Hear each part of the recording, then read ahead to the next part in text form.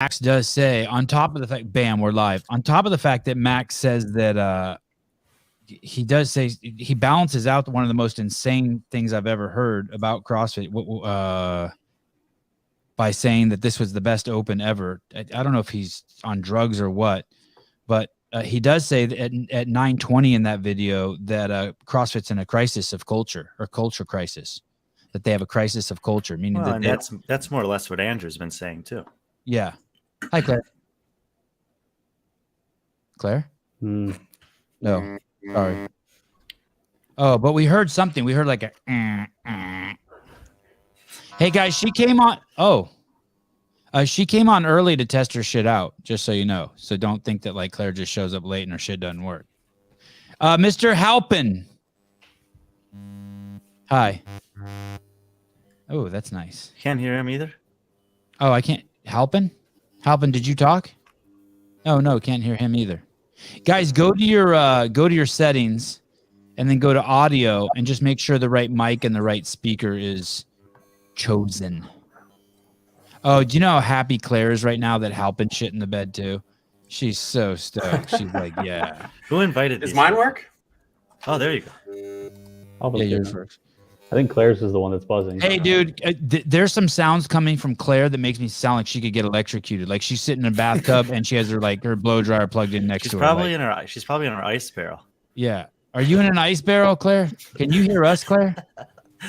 No.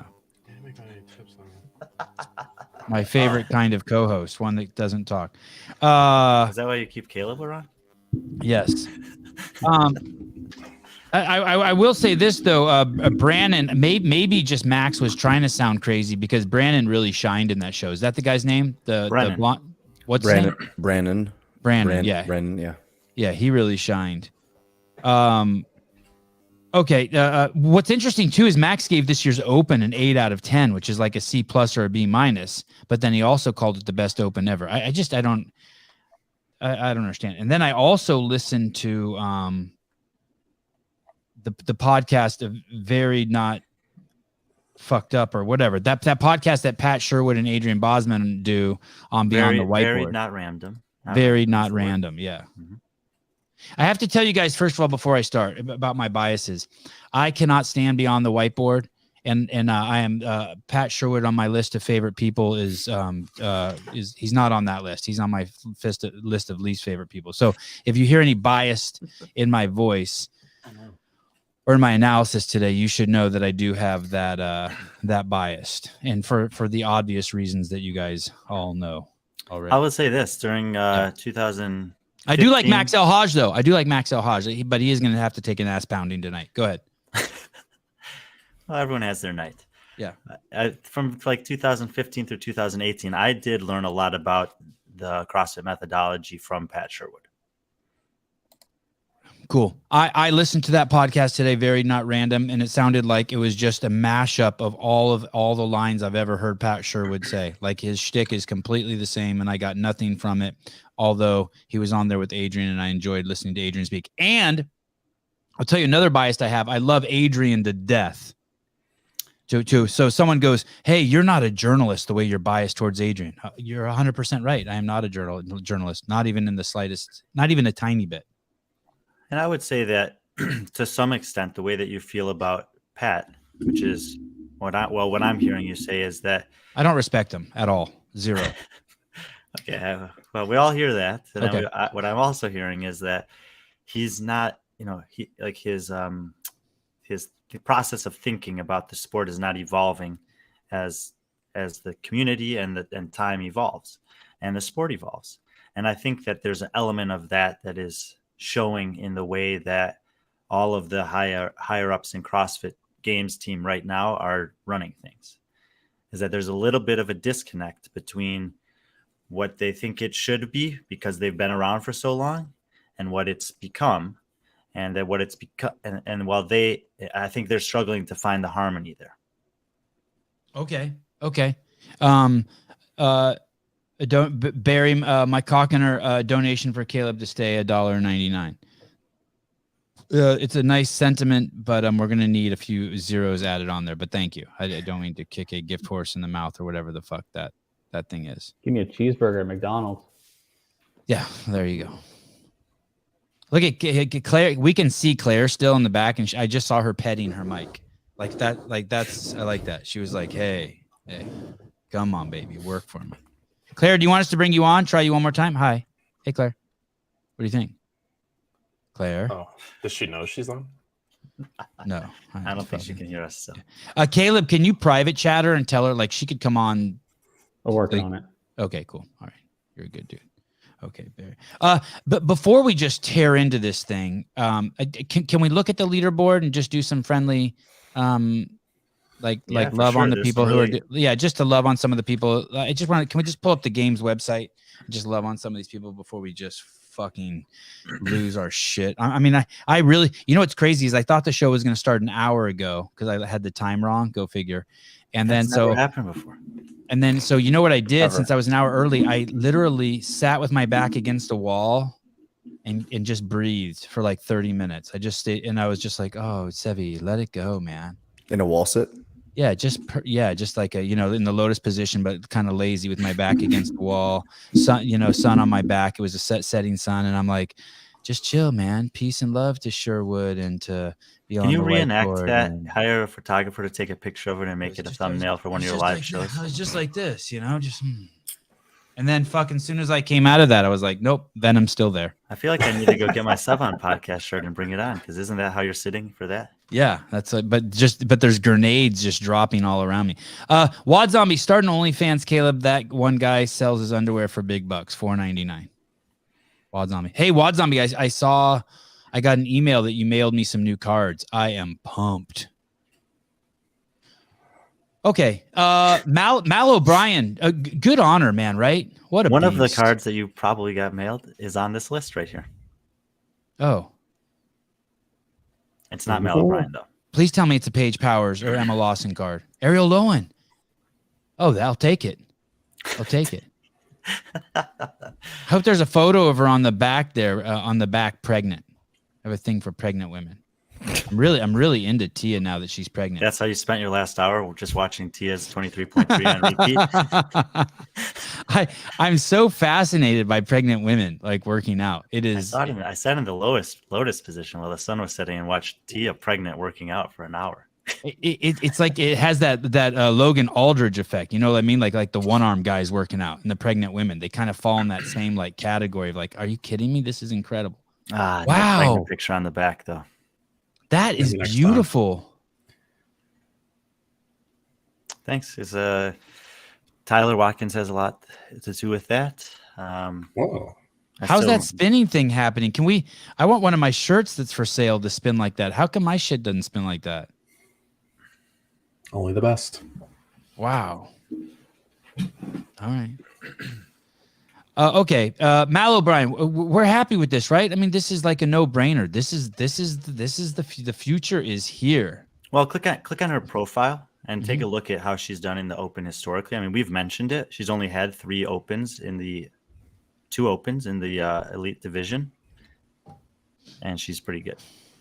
Yeah, the 2021 one actually counts because it's the same workouts that they did. So there's no surprise that Mal O'Brien is winning the Open. I would say more surprising is how close Paige Powers was to her. Okay, and I'm excited to talk about that. Historically, Fraser did great in the Open, right? Pretty good, yeah. And Rich did great in the Open, right? Yeah, I mean, all of his finishes combined through 12 Opens are summatively lower than his finish this year. Wow. Okay, and we'll talk about that too. And Tia's done great in the Open, right? Yes. After her first couple of years, yeah. But she had an interesting, she was consistently getting better up until the point that she won. I mean, Mal has basically just inserted herself into top 2 position from the onset. And what about Justin Medeiros? How's he do?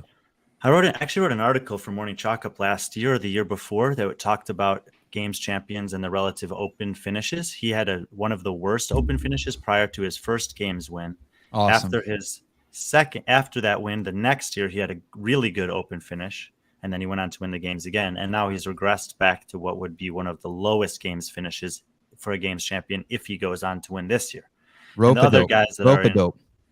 Yeah, so he's but I think that Justin Medeiros, as long as we're talking about him, is very, very aware of how good Roman and Ricky already are and how good they'll be come August, and that I would venture to say that he believes he needs to be better this year if he's going to three-peat than he was either of the last 2 years. Yeah, maybe that means that the peak is slower and longer throughout the season. Mm-hmm. You know what I'm going to do? That's 10:20. J.R. Is that a Howell record? Is that a record? I don't know if it's a record, but J.R. Howell has spoken 10:20. Has Halpin, have you said a word yet? Yeah, he's Probably just testing my mic. no, he was craving McDonald's cheeseburgers. Mm-hmm. Paige Powers, I saw Mike C in here. I think he even donated money to it. I think Paige Powers is the next champion. God, that'd be crazy if the next champion came out of the Mayhem Empire. Well, take a look at her performances here, because obviously 137 points, pretty low. And okay, I'll look at them myself. Yeah, please. I think Caleb's fiddling with Claire. Caleb, you have to bring Claire in, okay? Because I'm stopped looking at her. Okay. Or she can ping one of us to bring her in if she needs to be brought in. What you'll see with Thank Paige, you. with Paige's scores there, she was 18th on the first workout, 90th on the first part of the second workout, 25th on the lift, and 4th on the final workout. And I would say if you're trying to be competitive at the games, this is a very good indicator, because even though that running and burpee test is low compared to the other ones, what she's demonstrating here is ring muscle-ups are not an issue for her. Strict handstand push-ups are not an issue for her. Barbell cycling at moderate to heavy loads is not an issue for her, and she's strong enough. And all of those things will add up to success at the games over time. How old, Brian?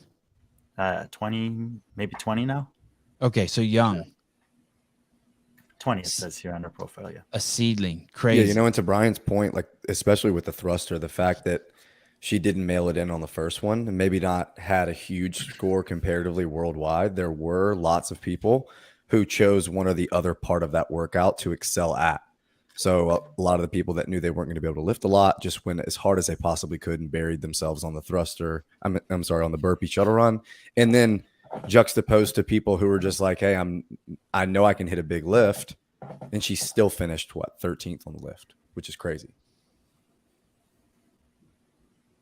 And second overall. Yeah, and if you're just looking at a head-to-head against Mel O'Brien, she beat her on 2 of the 4 workouts. Wow. She beat her by 1 second on the last workout.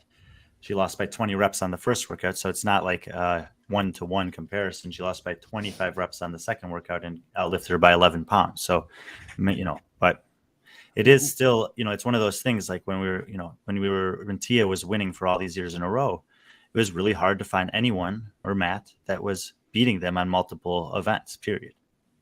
And Halpin, wouldn't you agree that the wins over Mao will be more significant in a games field and a games type scoring than out here in the open with only 20 gals or 30 or 40 gals involved? Yeah, because if you look at like Mao's lift, she's 107th and Paige is 25th or something like that. So like she would excel way further in a games type lift than well, I mean, it depends on the lift maybe, but yeah, she would jump way ahead in that case. How is Mao's health? Does anyone have a pulse on her? Does any information leak out of there at the HWPO? I mean, like finally I heard Fraser's injured. I don't know if anyone cares, but I heard his knee's all fucked up. But how's Mao? Do we know anything about her other than what's? I mean, I spent a little bit of time with her in Omaha and spent a lot of time with Jake Marconi and Matt O'Keefe, and she feels great. I mean, everything's on track. And she's getting better. It's like obvious where she's getting better. Do you think she embarrassed Danielle Brandon? Do you think it's embarrassing what happened to Danielle Brandon out there? No, and I had said immediately after that, I thought Danielle had 60 to 90 seconds that she could make up. She actually ended up making up nearly 2 minutes on her performance there. And that's not uncommon. I mean, we see a lot of times the top level athletes that'll go and do those open performances. And one of two things happen. Either they do what Vellner and Roman did and they said, whatever. I know it's not my best. I know there's people that will beat it and they'll learn from my mistakes, but I'm just going to let it ride because it's not a big deal. Or they go back and they usually obliterate their score or their time. And that's what Danielle did. I haven't seen her whole video, but I was able to, she posted like the last 6 snatches, and it looks like more like what you would expect. You know, when you're going head to head in front of hundreds of thousands of people against, you know, someone who's the best in the world at the open, it's really easy to fall into the trap of racing her early. And if you do that in the first 2 rounds there, you can pay for it on the back end. Yeah, that's a big part of like that 6th. I mean, she had that workout for what, 20 minutes before she hit 6th in the world, and then she didn't repeat it. So explain that to me. Sorry, that's over my head. Say that one more time. Explain that. What are you saying? She only had the work. She did the workout live, right? So she got 6th without a repeat.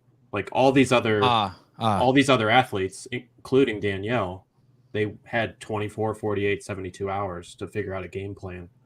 And then and all their coaches are using them to write down pace strategies, to know like checkpoints of what time they need to be picking up the 3rd bar, what time they need to be snatching the 1st rep on the last bar, all that kind of stuff based on their performance. And there's no doubt about it. If you sort by the finish, 2 of the women that beat her by 1 second, and another one beat her by 11 seconds. We know she had multiple no reps there on the live open performance, in addition to not having any time to prepare and study someone else's work. So I think, you know, I don't know if she'll beat Dani Speegle and Brooke Wells' time, but no doubt in my mind she could easily have the 3rd best time on this workout with very, very little effort relative to what she did the first time. And in all fairness, we don't know if she actually redid it or not. Maybe she did redo it and didn't get a better time. And I'd ask JR this.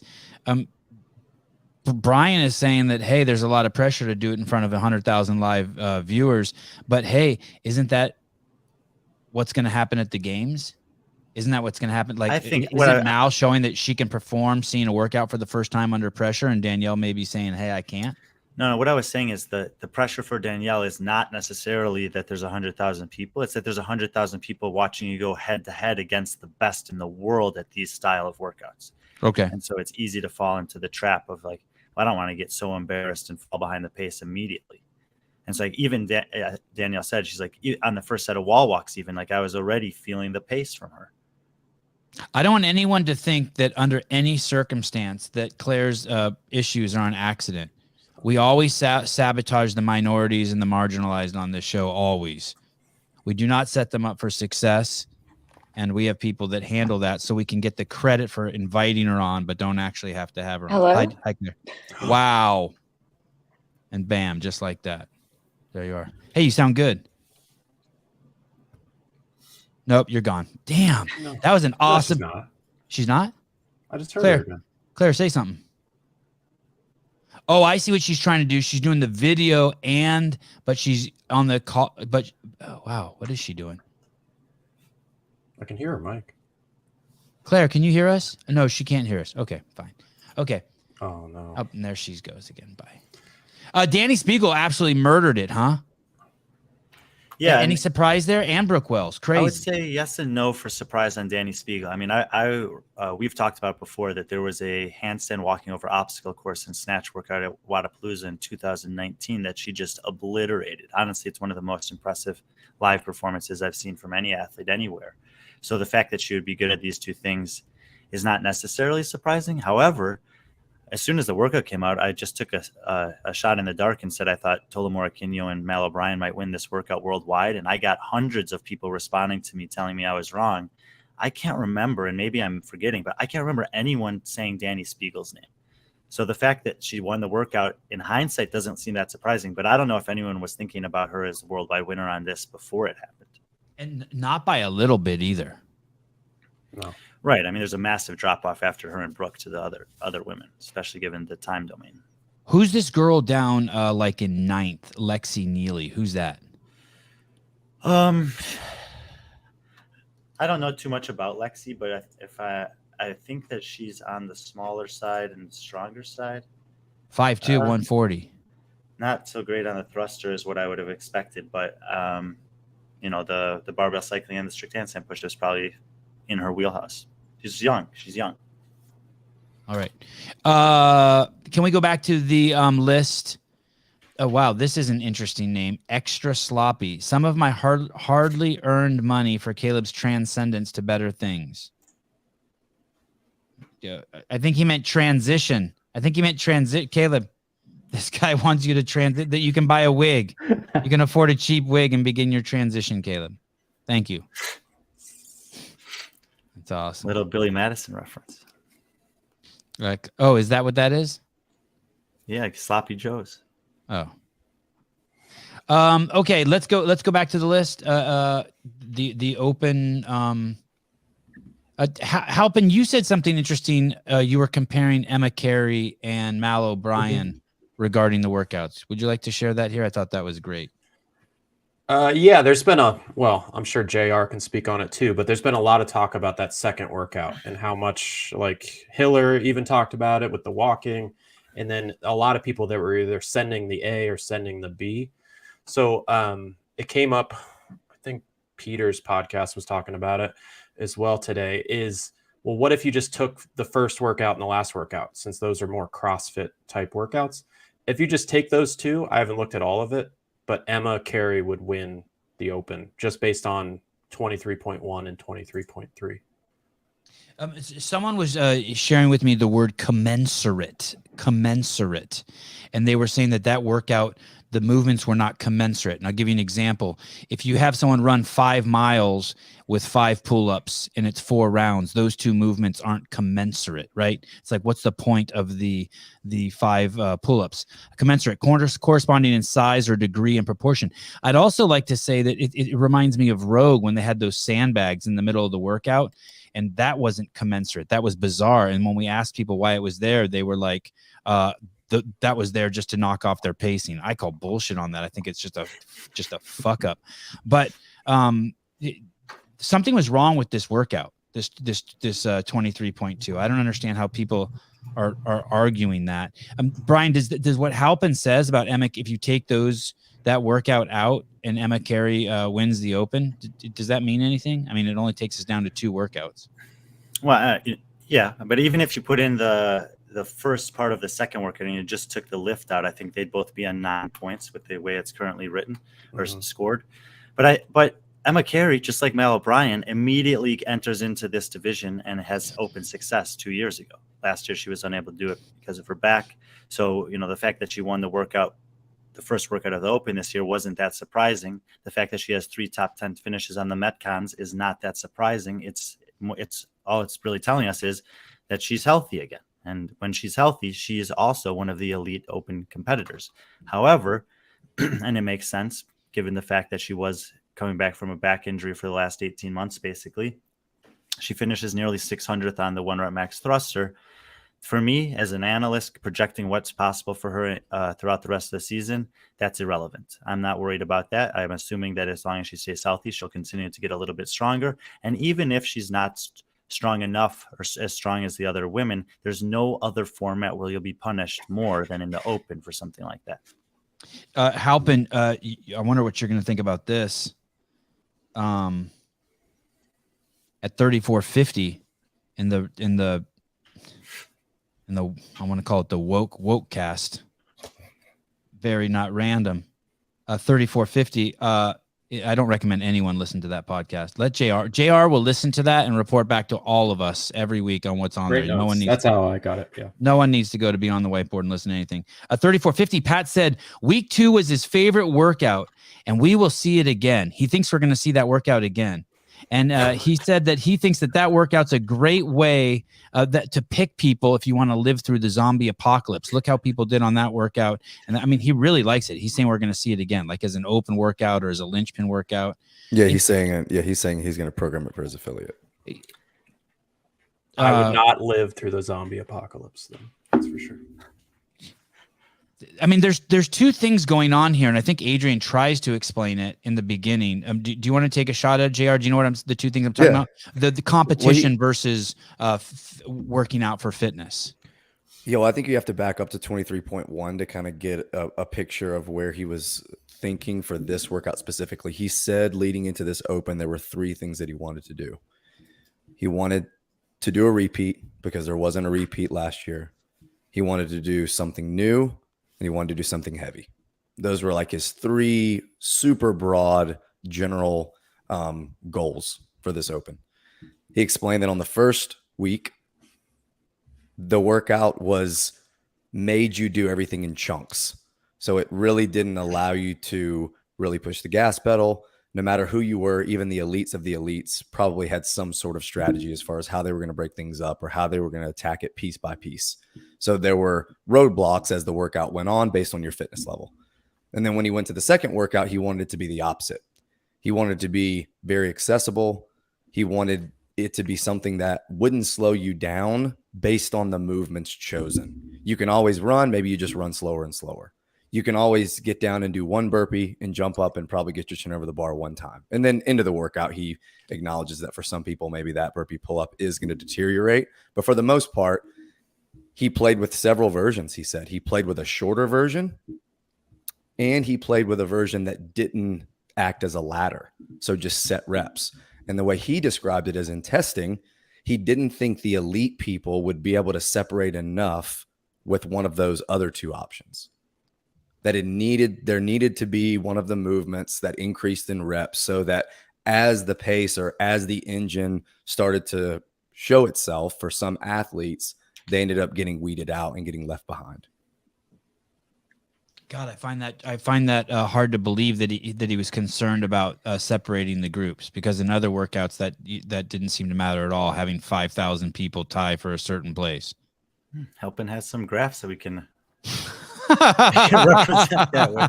Well, I asked Mike, I said, although it is definitely an upper level score, that for a lot of people, you use that 155 number as some sort of barometer. And you said, hey, if I can get through the round of 30 burpees, that's a 155 score. And I said, okay, well, there's going to be a lot of really good athletes that get somewhere between 156 and 165, which is somewhere in the shuttles after the round of 30. And at that point in the workout, those 10 reps are going to take most people a minute to a minute 20 or a minute 30. So I asked Mike, how many males fell into that tie break? And there were about 4,500. Mm-hmm. Now, had we had a tie break that that's cool. The lift had a tie break, which was the Metcon, and the Metcon had a tie break, which was the lift, I think that would have taken care of itself. But we didn't really have that. So we actually did have a ton of tie breaks. What about number 4? I think you missed that. What were the first 3? It was something new. What were the 3? Repeat, new, and heavy. Heavy. Okay. And number 4, add this to your list. Do you have a pencil with you, JR? Could you write this down? I wanted to make affiliates miserable. Add that to number 4.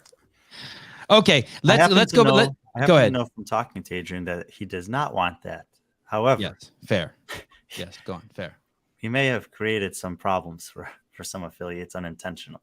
Of course he doesn't. That's called humor. But yes, we do have confirmation from Brian Friend, who got to speak with Adrian. How much time did you get with Adrian? 30 minutes? An hour? Yeah, something like that. Okay.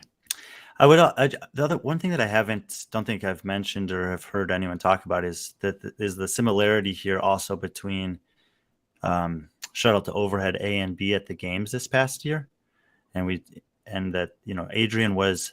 And let me tell you, he told us, he was ecstatic about that workout. He thought that workout, very similarly to how Pat was talking about this workout, if you looked at the people who did well on both, shuttled over at A and B, that those would ultimately be the fittest come the end of the total test at the CrossFit Games. It's very similarly to this workout. I think there are some things that were overlooked, which is the fact that you could, because of the scoring system at the games, you could choose to really, really push it on the run and mail in the lift. We'll do super next. We've talked about this example before, and outperform someone who was average at both. And in this open workout, because there was no gated barrier, you had kind of both options available to you, where you didn't have to pursue the best average finish on the two. You could choose to have a great score and an average score or below average score on the other one. Either one. What workout was that again? Say that again. The one you're referring to, the Upus Uldinex? Shuttle to overhead A and B at the games. Oh, okay. Right. Okay. In that case, though, they were doing them at the same time, versus which is what Brian's saying, versus in this case, you had 15 minutes of one and then 5 minutes of the other. Okay. Yeah, and I think maybe like another way of describing it is not that it was intentional on Adrian's part at all, but it's like people are watching the game saying, how can you value this shuttle so much equally to the lift and then make it seem as though the shuttles weren't as valuable at all in the same respect in this workout? And it was really more about the burpees. But I think that's, again, might kind of be a window into Adrian in that, like, it doesn't have to always be the way I've done it before. And you guys think that you may know what my tendencies are, but you really don't, because I don't have any, or whatever. You know, it may just make it more fun that we're left wondering sometimes, well, wait a minute, why wasn't it just a 15-minute AMRAP of 15 burpee pull-ups and 10 shuttle runs? Because they're each going to be between 45 to seconds to a minute and a half, and then they're both equally as valuable the whole time, and that it's always a back and forth. It's always a back and forth, but it doesn't have to always be that way. Commensurate. Use the word, people. Commensurate. It's your free word. Can we look at the men's list? I tried to keep us on topic. I failed. How did 30 minutes just pass? I had one more comment for that women's list. Yeah, and we will come back to Halpin. Go ahead, but we will come back. I just want to get through some positive stuff so that Brian doesn't. I don't want to hear from Brian tomorrow that he's nice to me, by the way, but Brian will be like, hey, we should.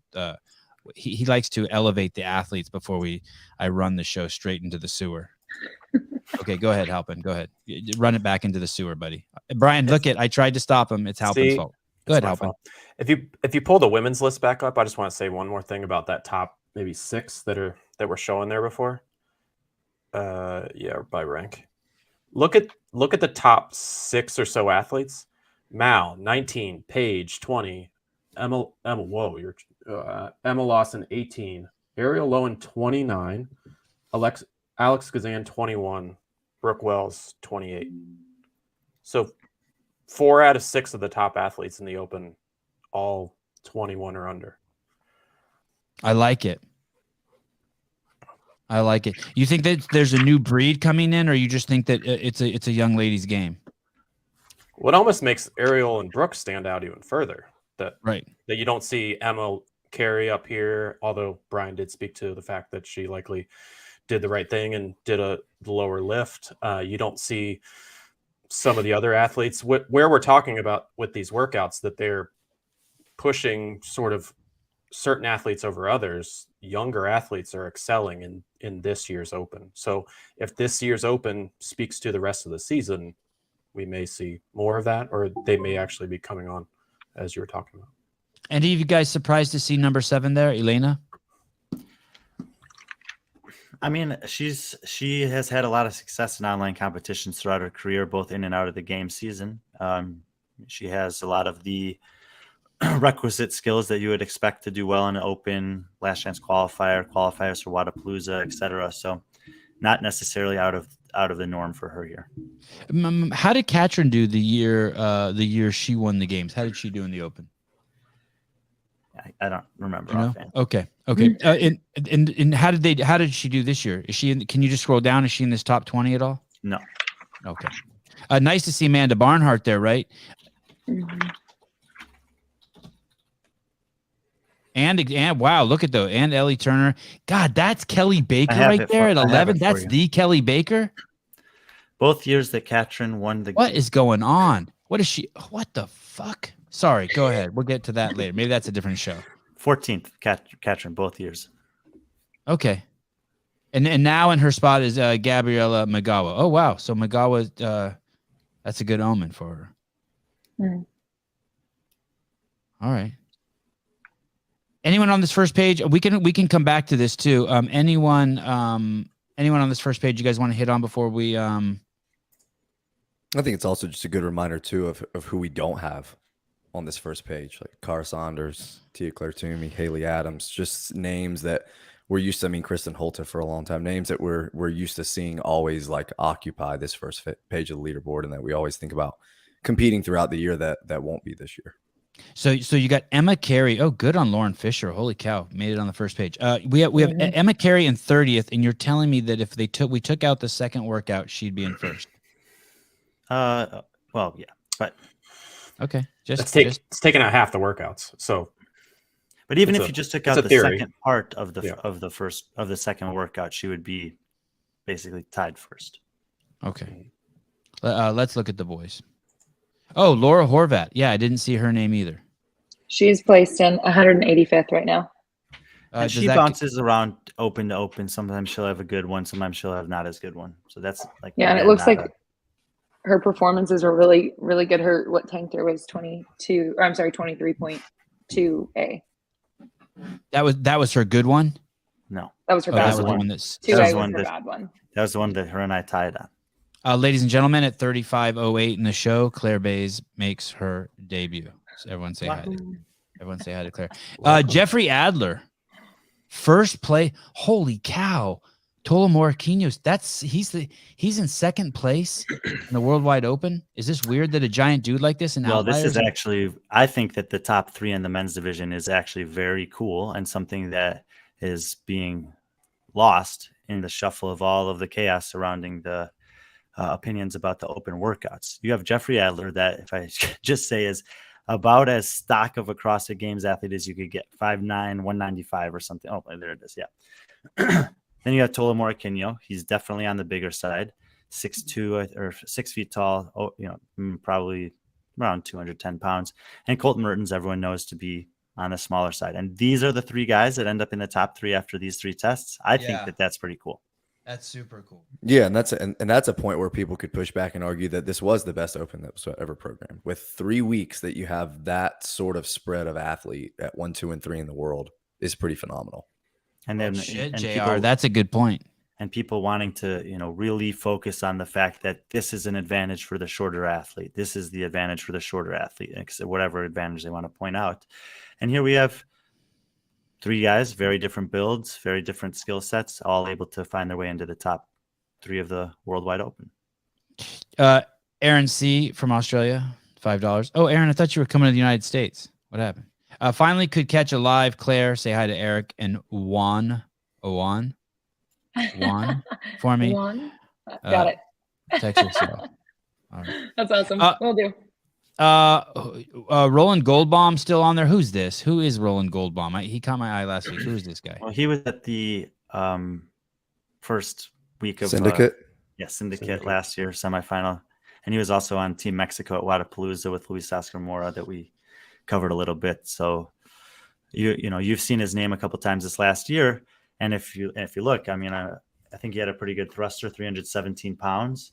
And that weighs very heavily, only getting 28 points on that, when there are a lot of guys that are getting a lot more points than that, including the top 3 guys in the Open. How big is this guy? He looks little. He's that big. He's that big right there. I love seeing a Mexican in the top 5 too. That's a little different. What, you like seeing a who? A Mexican in the top 5. I mean, you've got so many from the same countries, and that's something different. And it was the same thing. We Elena's from Spain, right? Mm-hmm. She is, Look at Ricky's finishes. Okay. Okay. Ricky Garrard is kind of the equivalent of Emma Carey on the men's side, where he's got exceptional finishes on the 3 Metcons and a relatively terrible. He's 7th. You don't even have to type his name. You just scroll down. He's and relatively terrible on the lift. See, like her, he's just about 600th on that lift. And like her, if you removed just the lift, his scores would put him right at the top of the leaderboard. Wow. Dallin Pepper would be in a similar situation, just slightly worse than across those 3 tests. And Ricky is literally 1 spot below him on the leaderboard. But this exact story will play out throughout the entire leaderboard. But you'll see people that have pretty good scores on 1 and 4, and maybe on 2, and then a terrible thruster. Or maybe they're good on 1, 3, and 4, and terrible on 2. Is there anyone who doesn't like? Okay, let's pull out a little bit, Caleb. Caleb's not great at that. Are all of these? That's good. Are all of these going individual? Is Tyler Crystal? Are there any team athletes you're seeing? Go up a little higher, Caleb. Let me see first or 3. Tola is going team. Yeah, he's on the proven team. Okay, so look at this. Jeffrey Adler's going to the CrossFit Games, 100%. Yeah, and he could easily win the North American East semifinal, and I would say is a top 5 fittest guy in the world. And Ricky, and then the only next guarantee is Ricky Garrard at Ricky seventh. Garrard. Yeah, him. I don't know. I mean, I feel comfortable with Sam Cornway making the games this year. Okay, I feel really comfortable with Christopher making the games. No, what?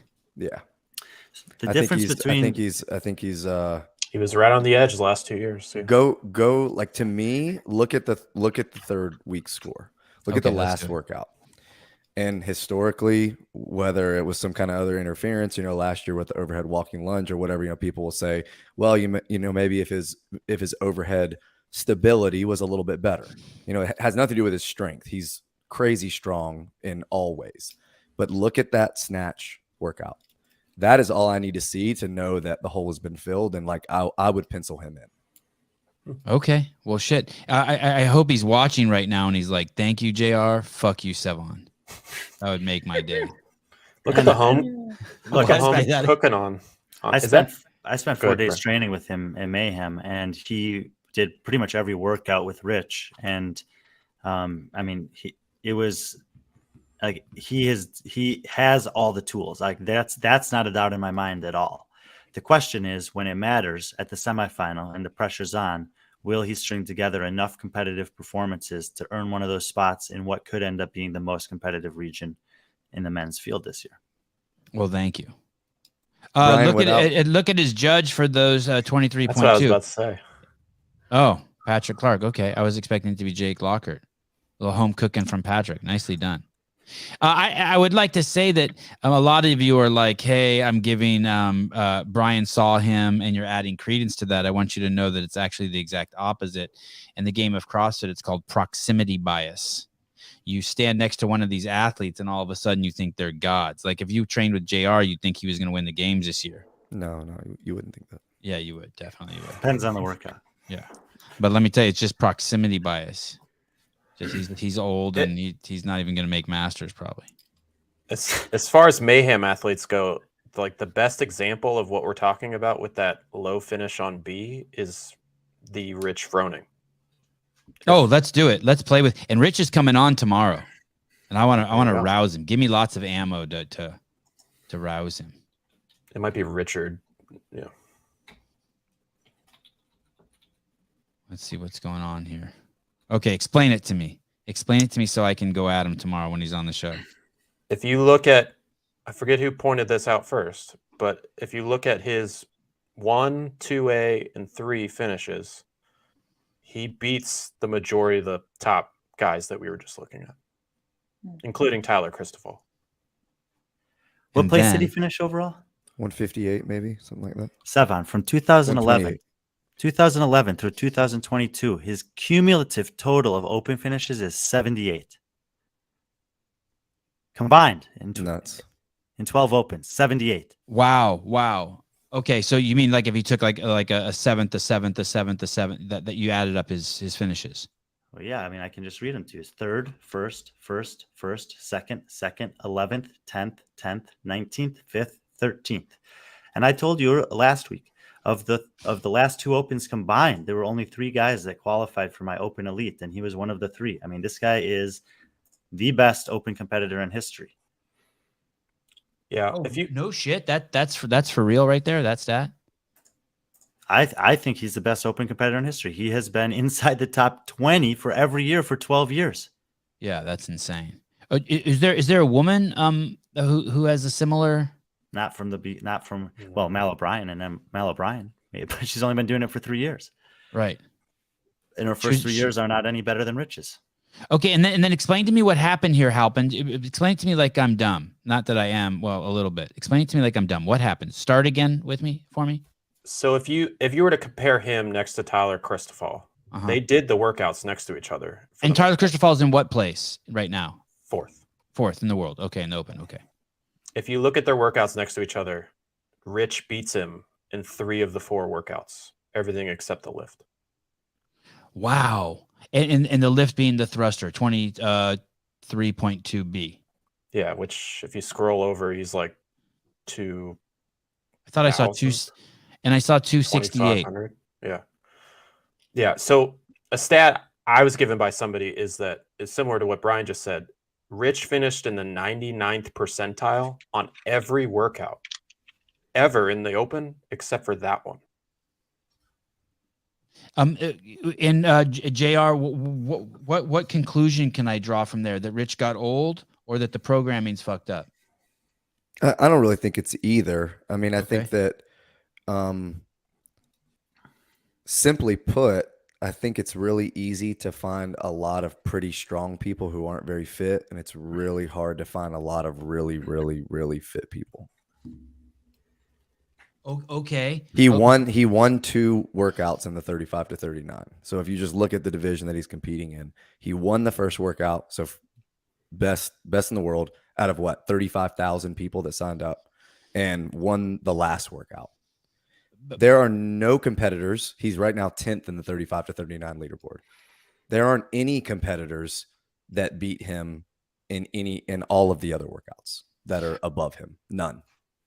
Let me push back here, JR.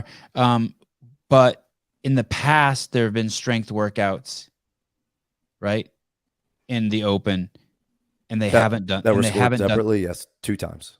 Okay, and they haven't done this to Rich. Do you think it has anything to do with the way that workout was set up?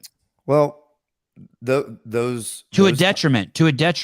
But do you know, and by detriment, I mean not picking the right people, not making the ranking have any value. I'm starting to feel like the ranking doesn't have any value. That if you took 30,000th in the open, or you could say you took 10,000th, doesn't matter at this point, because if this is supposed to be indicative of who's the fittest, that the test kind of failed unless you're in the top 10.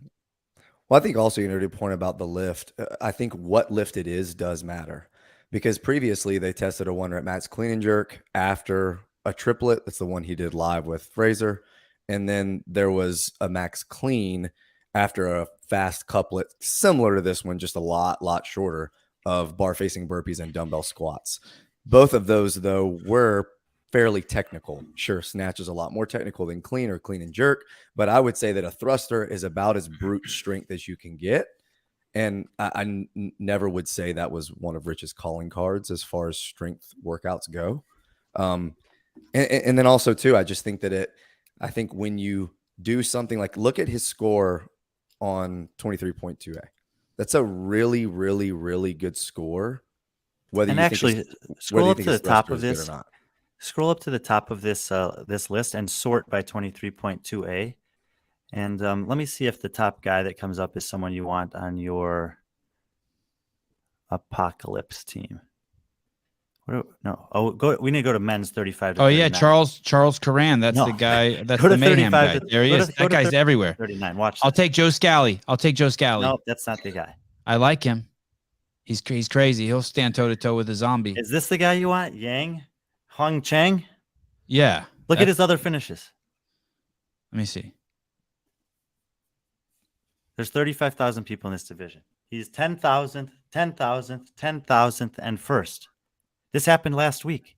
Is that a real score? Is this real? How about the second guy? What's his face? It's 23,000, 27,000, DNF, and first. Is this a real score? That guy Oh my was goodness. Wow. 6th in the world, and he didn't do the last workout. Wow. We have a problem, Houston. Well, yeah, this is the problem. The open is unmanageable, first of all, for the games team that's trying to manage it. Yeah. And secondly, here we have a great example of the problem with these 2 workouts. And I mean, Chase Ingram and Bill Grunler have beaten this point into oblivion. You want to see the guy who's good at both? Then reward the guy who's good at both.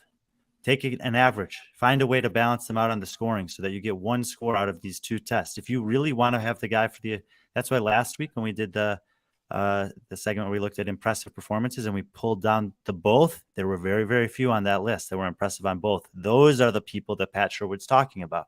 Those are the people that Adrian Bosman is seeking. But the method in which they're seeking them is flawed. And therefore you have Yang Hong Chang at the top of the leaderboard.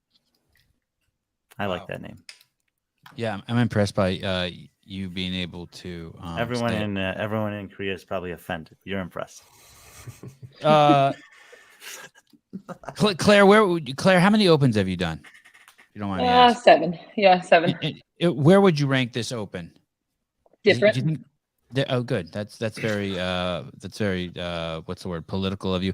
Let me tell Would you you, rank this as the best open? Go ahead. I Googled CrossFit's definition of fitness today. Okay. Just, I mean, I know it, but I just like looked it back up just because I was just simply like, we're looking at things differently, right? Like, I feel like it was very different. I thought there were things about it that I quite enjoyed, but do I feel like it was very different than past years? Like, yes, obviously, yes. You know, skill being like a major limiting factor for this year for most people. I'm okay with different. I want to trust that the test is going to pick the like the SAT, like, right, like, I mean, and sorry if that's probably, there's problems with that test too, but you want it to pick the smartest people to go to med school, right? I just don't think that, I think that this test failed. I think if you're one of the people who pay $20, it's important to you to know if you're 19,000th or if you're 4,000th. And I'm okay with it being off by 100 places, but I think that this was a different kind of test, not a test where you rank people's fitness. It was some sort of test like, hey, maybe it's like a test like, hey, these are the things you need to work on. But as an open, I just think it was you know what I mean? I just think it was a miss. Yeah. I mean, So you've always been big, Sevan, on saying that you think you should be able to look at the open and say that's the fittest person in the world before the games even happen. So you really are the epitome of like, no, this is supposed to show that Claire is fitter than me, and that Brian is fitter than Claire, and that Halpin is fitter than him. That's what it's supposed to show. And if the leaderboard says it, that means it's true. Sorry, Claire, go ahead. Right. No, yeah. I mean, I guess, my curiosity then to follow up with that, Sevan, is like, so what would you like to see differently that you feel like would positively impact its like reflection on the fittest on earth at this stage? I would defer to my friend Brian and J.R. Howell too. I'm only here to point out the things that are wrong using the data that Mike Halpin provides. There was this the worldwide ranking. Adrian said he gave it the sniff test. And I give this open the sniff test, and I see some problems with it. I'm okay with some wiggle room. I'm okay if like the guy who takes fifth ends up winning the games, but I just think this is a huge disappointment to people who just want to at least get within 1,000 people in the ballpark of their fitness compared to other people. Like, I think there are people who are significantly fitter than they were last year, and they did significantly worse at the open. And I think that's doing the open an enormous disservice in terms of going forward. Well, the post I put up this morning was addressing those people, and I got a lot of responses this morning from people who said they needed to hear something like that because they were really feeling badly about themselves, having felt that they've made a lot of progress this year, only to take this test and be told otherwise based on the numbers or the leaderboard alone. Claire looked up what fitness was. What did you find when you looked up what fitness is? I mean, CrossFit's definition. It was a picture of JR. It was a picture of JR in his tank top on this show. Work capacity across broad time and modal domains. Good. Let's bookmark that. And so then we have a 14-minute test.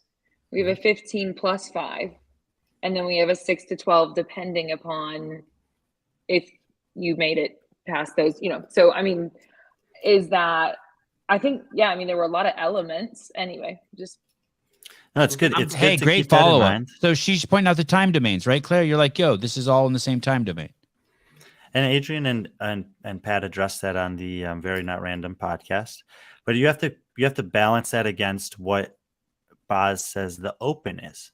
And this is a conversation we were having in our group the other day, is that if you think that the open is a test to rank the fittest from 1 through whatever 100,000 it is, you may be mistaken. And so Adrian addresses this on the show, and I think that these are the notes from JR, that it's a test, and that in the test you might be exposed in a variety of different places, and it's different than a training day. So he's basically saying, obviously Adrian understands what CrossFit's definition of fitness is. He's been doing it forever, but the open has a different meaning for him. And if you're approaching the open lacking his understanding of what's going on, then you're probably going to be disappointed. I hate to bring Pat Sherwood here in a good light, but right after Adrian says that, Pat basically alludes to that it could also be both. Why even rank the people then? That's the part that doesn't even make sense to me. I'm not yelling at you, Brian, even though it sounds like I am.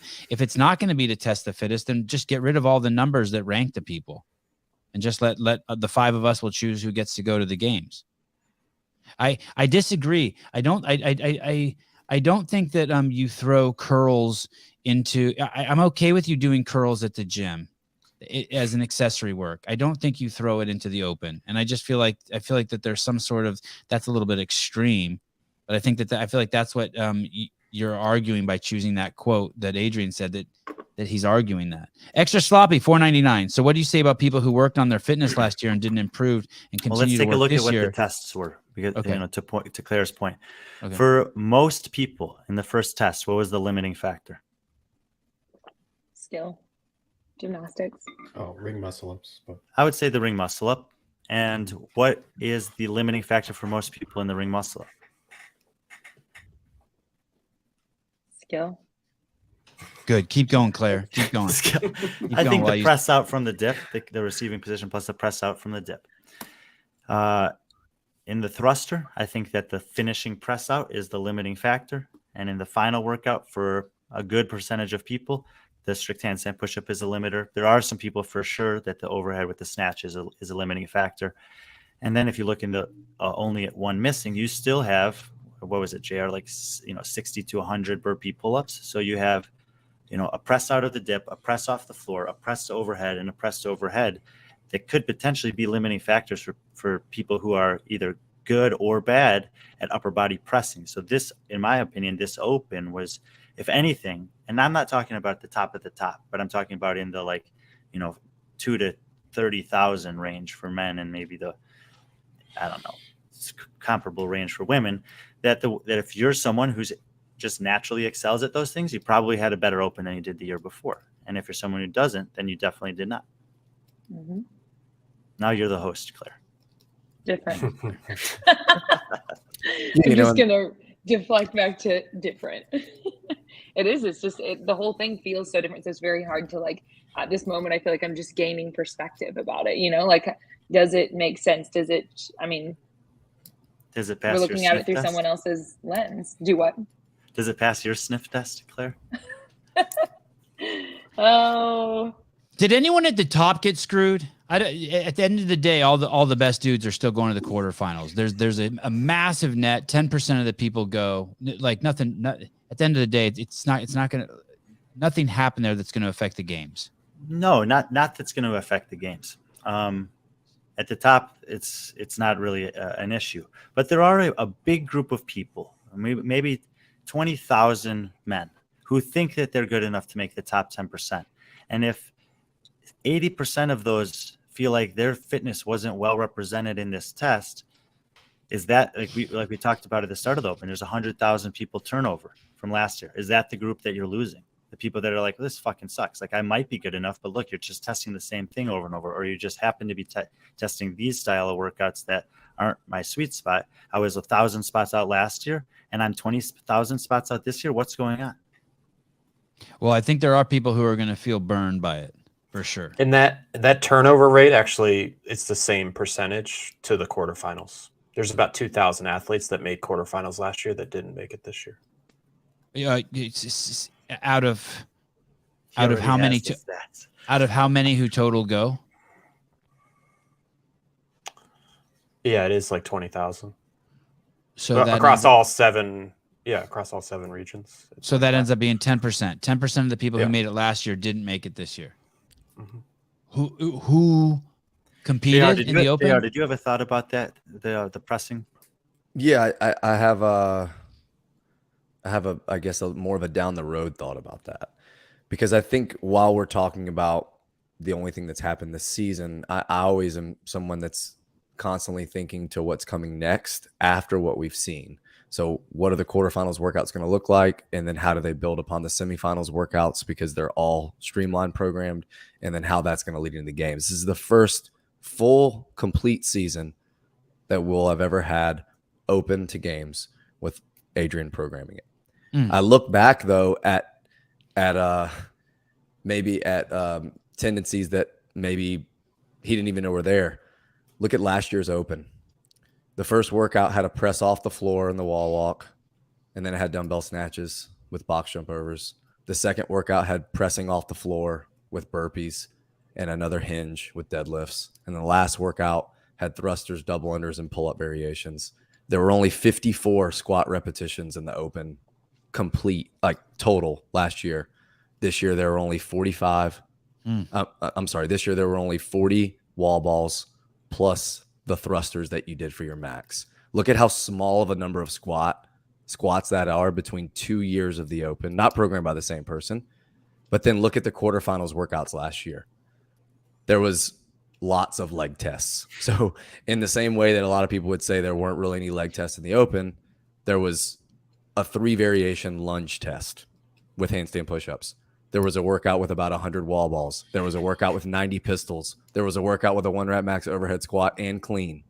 So maybe this is just a preview of what's to come. And maybe we'll look at after the games last year, and we need to think about what Adrian said last year before the games. As a community, as a competitive culture, we need to look at the areas of fitness that we're the most behind at. That's where you guys need to be valuing more of your time.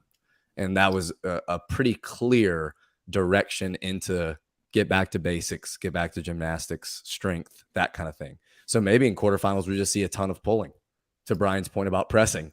And it's like, no, you thought there was just going to be a bunch of leg tests. We're not even going to do that yet. You need to prove that you're good at this other stuff first. So I saw a few people in here questioning, well, what is the difference between open and quarterfinals? And I think that there's, you need to just have a separate lens here. Like ultimately, people who want a 5-week open, it's still a 5-week test that's going to qualify a very limited number of participants to the semifinals, which used to be the regional stage. However, in the 5-week variation that we have here, a couple things are happening that couldn't happen in the other one. First of all, we have 8 or 9 scored tests instead of 5 or 6 scored tests. So you get a little bit more across all of them. Granted, there's a reset halfway or just like 2/3 of the way through.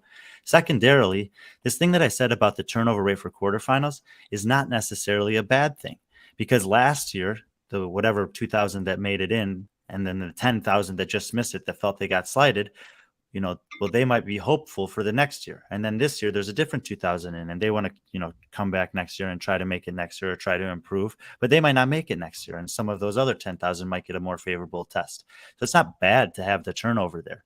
And at the top, as you guys all probably know, like those people are going to be fine anyway to get to the quarterfinals, but there will be, similarly to that turnover rate at the open to quarterfinal, there will be a turnover rate from quarterfinal to semifinal.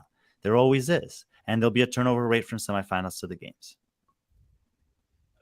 JR, going back to what you were saying about the squatting in the past 2 years, did you look back further than that? Is that indicative or an element of all the opens? If you actually listen to the podcast that was put out today, by Pat and Adrian, one of the things that really stood out to me was when he got around to the thruster.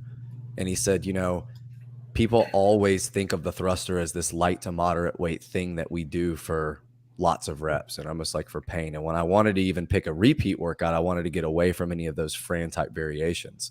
And I thought, well, how can we include the movement that's come up the most of any movement in the open other than double unders, and the movement that most people think of when they think of the open? How can we do it in a way that no one's expecting? Which is how he arrived at the heavy thruster, which I thought was pretty cool. But in the past, we have seen lots of like, this is going to crush your legs, at least one test like that. And we haven't had that for 2 straight years now. And what do you think about that as a criteria, wanting to do something new? I think it's a great criteria. Wanting to do something new. Yeah. I think it adds somewhat of a level of adaptability. It adds, something that maybe the community doesn't get a chance to do, that we get to watch other people do at the games when they have to adapt on the fly. That one killed me. Yeah. Remember that one. There's this comment that I want to say every year, but I just don't think it's possible. It sounds like we need to go 5 weeks long again. Go back to 5 events. I think just the affiliates just hate it. I think once we broke away from 5 and we went to 3, it's going to be just the affiliates will be so pissed if it goes back to 5. That I wish they would have never given up that real estate for 5. Do you have thoughts on that, JR, as an affiliate owner? It kind of is 5, just not consecutively, because you have a week of individual quarterfinals workouts. Then you have a different week of team quarterfinals workouts, and that's not counting any of the age group quarterfinals or semifinals. Let's see. I saw a comment in here from Mr. Patrick Clark. A lot of squats coming in quarterfinals. I think all you guys agree on that. A lot of dumbbells, a lot of squats.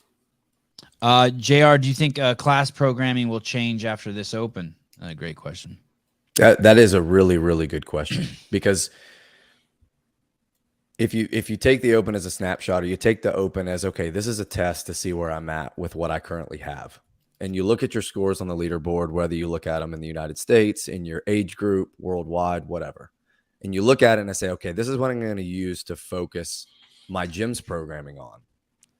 Okay, I need to focus more on strength. Everyone's number on the thruster comparatively to other people in the world was just not high enough. Okay. The snatch workout wasn't high enough. So I need to focus a lot more on my member strength, or maybe I need to focus a lot more on my strength. But then you look at them and you're like, but wait a minute, they are strong, because of all those people that couldn't snatch the heavy barbell, they all got through the 20 strict handstand push-ups. That challenge was presented before the last 2 barbells. So am I still programming in the right direction? Because that strict handstand push-up chunk of 20 was almost a gateway to the last 2 barbells. So then you're left kind of thinking, well, I'm programming strength under fatigue. Do I need to keep programming that? So I think maybe the more you know, the more you realize you don't know anything when you take a look at it. But I think generally it probably is a good thing for people to look at if your clients' goals are to do better in the open every year. Oh, because doing better in the open every year doesn't necessarily mean getting fitter. I think cap programming probably covers all the bases. Does it? I mean, that's another interesting question. Hey, dude, I don't know, man. I hear what you're saying, JR. So like, man, if you take if you this year, because there's been a max lift or a complex. I mean, like you could even lump some of the other ladders, like the squat clean ladder, 16.2, 17.3 snatch ladder, the 20.4 clean and jerk ladder. You can lump all those together and just say, okay, those are all like strength tests in the open. And there's been less than 10 total of all the years. So if you just make a blanket statement and say, okay, we're just going to lift heavy 4 or 5 times a week, and then next year there's no strength tested, all your members are going to be saying, well, we're not in shape, we're just strong. So hey, you can't play that game. And I think if Adrian were on, he would say that's the point. You're just supposed to do CrossFit, and if you're doing CrossFit, then you're hitting everything. And every year the same results might not show up that you need to work on. And that's the point. You want to work on different things and keep moving the needle so that each thing is just as balanced as the other. If you work at CrossFit Inc. and you have any influence over there, you better be scared shitless of what JR just said. You better not listen to JR in terms of, not that what he's saying is not true, but you better not fucking let what he's saying become a reality. You better not let what's happening in the affiliates sail away from what's happening at the games. You better not forget that the games is absolutely fucking nothing. It's a joke of a fucking sport, and it's only a fucking giant fucking party and promotional tool for the affiliates. And you better get those two on the same fucking page. You better make sure that what's happening at the games is fucking applicable to the affiliates. These hand release push-ups, doing chest to bar pull-ups, these these things that were introduced that changed the programming in the affiliates back in the day. You better make sure these are on the same page, because JR is giving you very analytical, honest perspective on it. But this can't happen. This will be a fucking. This scares me what he's saying. Any thoughts on that? Anyone? Claire, Brian, Mike. I mean, JR's painting a picture where the two ships are sailing away. I don't want that. Yeah, and I personally, what I think. And thank you, JR. By the way, that was great. I don't even know what I said now. You made me think I said something. Well, you're basically saying like, It was a hey, what threat. you're doing in the affiliate doesn't Did I say that? necessarily need to translate to getting better in the open. And I fucking agree. 100%. Oh, you mean- oh, okay. That I see what open you're saying. test needs to do two things. It needs to be able to be a tool for all of the affiliates to use and feel comfortable doing, that it's appropriate. I mean, you're sounding like fucking Miranda's little rant that she fucking went out there and gave to the street parking, but for different reasons. Well, I can say that, like, we think we had 65, 70 people sign up. None of them came to me with a bad experience after the fact. None of them came to me after each week. And I will say, as a group, they are incredibly fit. So it's easy for them to take the test and still feel like they kind of get it.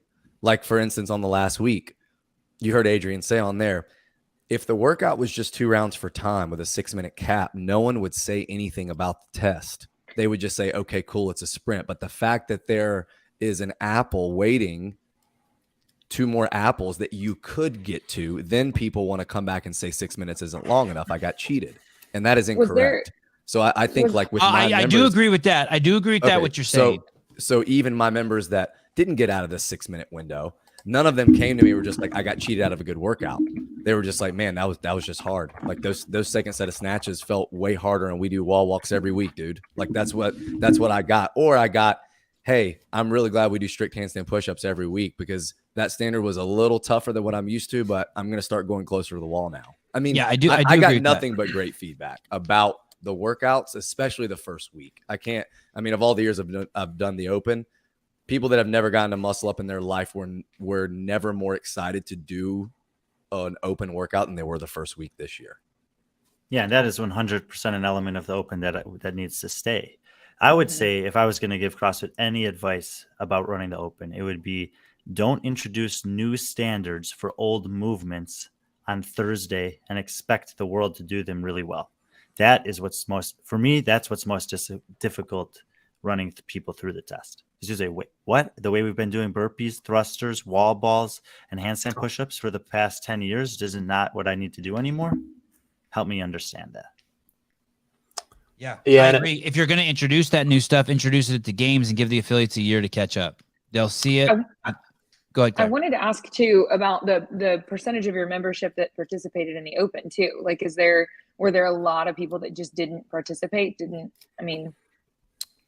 Anyone who came to the gym on Friday for a group class did the open. Whether or not they signed up and got tested and got judged is another thing. So I would say, close to half, not quite half, actually signed up, did it for a test. But everyone did the workouts.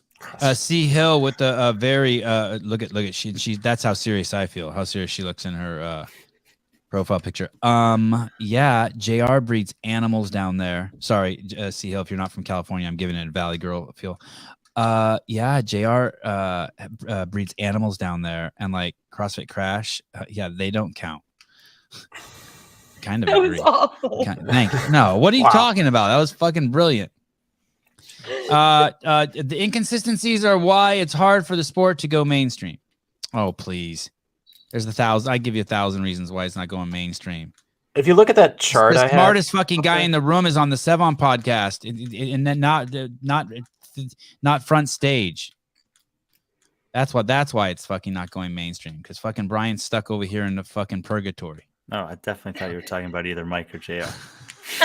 Oh, Claire. You said guy. You said guy. Oh, okay. Go ahead, Halpin. You're up. We all would have known it was Claire. Let's see who's the smartest. If you look at that chart, this is what Brian was just talking about. This is the limiters that were coming up on this workout, and also what JR was talking about. So most everyone got stuck right after the 135 snatches. They weren't, and then the next line down, meaning that they were getting 0, 1, or 2 strict handstand push-ups. Yeah, that's where the biggest pileup is. Yeah. That second barbell for the women. Yeah, well, there's a different one for the women. Yeah, at the next slide, we'll have the women on it. There it is. Yeah, second so for the women. So same thing. Yeah, it's actually interesting. This is where I actually got stuck, although I got through it with a little time left. It's that fourth wall walk on the second time around is where a bunch of people first got stuck, and then the snatches and then the handstand push-ups and then so on and so on. Like this is what if people wanted to say like I'm going to look at the open and I'm just going to do these 3 things for the next year, this is what they're going to get stuck on next year, because next year it's not going to be wall walks, snatches, and handstand push-ups, and that's all they're going to practice over the next year. So hopefully they don't take the open and say I'm just going to focus on these 4 or 5 things in the next year. No, and if they're going to an affiliate, or if they're working with a coach, then hopefully the understanding of the person whose program they're following is that in order to improve on those things, there's a variety of other things I should be working on as well. Listen to this, Justin. Justin done lost his mind. Justin, please tell me this is sarcasm. Oh shit, Justin's probably gonna end up calling in. I don't know if I should read this. We don't get standards and floor layouts for the games events. Sometimes we never get clear on game standards. The open is where you introduce new standards to the community. Is he out of his fucking gourd? Well, this is an affiliate in Utah. They do everything different there. Give me but one actually, like example. to his point, I mean, I do. This is gonna sound really selfish, but Good. I already hate you for it. If you're one of those people that say the open doesn't matter and you want to see how something might go down, why not do it during the open and not wait until quarterfinals when you have a lot of people doing the shuttle runs wrong, or if you implement the new wall ball standard and you're having to go back and watch every video because everyone isn't having their entire ball clear the line. Like, why not do it now? Yeah, you could do it in the open games, because we know it's a totally invalid representation of fitness anyway, and that the leaderboard is completely skewed by random assortments of misentered scores. So, I mean, per that explanation, yes. But what I would say is, if you want to make the affiliate the open easy on affiliates, introducing a new standard for a movement that we've been doing for a decade is not the answer. Oh, at the games this last year, wasn't the handstand push-up facing the wall? Wasn't that the first time we'd seen that? It was a wall walk into a handstand push-up, yeah. That's what it was at the games? And they had to lower their like chest or their head down to some weird black block on there? It's where Lazar got screwed. If you watch Mayhem's documentary about it, he did like 20 extra handstand push-ups. Yeah, essentially there was a line on the ballistic block, and the line had to disappear because the athlete's head would pass below it, essentially. And then this open, the handstand push-ups, did you have to be facing the wall? No. Oh. No, but you had to be closer to it than we've been forced to be in the past. Okay. Which is going to create a more stacked position, similar to if you were doing a wall-facing handstand push-up. Yeah, I got in a fight with it. Go ahead, Jer. I'm sorry. Were you about to make a joke? You got in a fight with what? I got in a fight with this dude. I'll tell you in a second. I got in a fight with this dude earlier in today's show about gun rights and freedom of speech. But go ahead.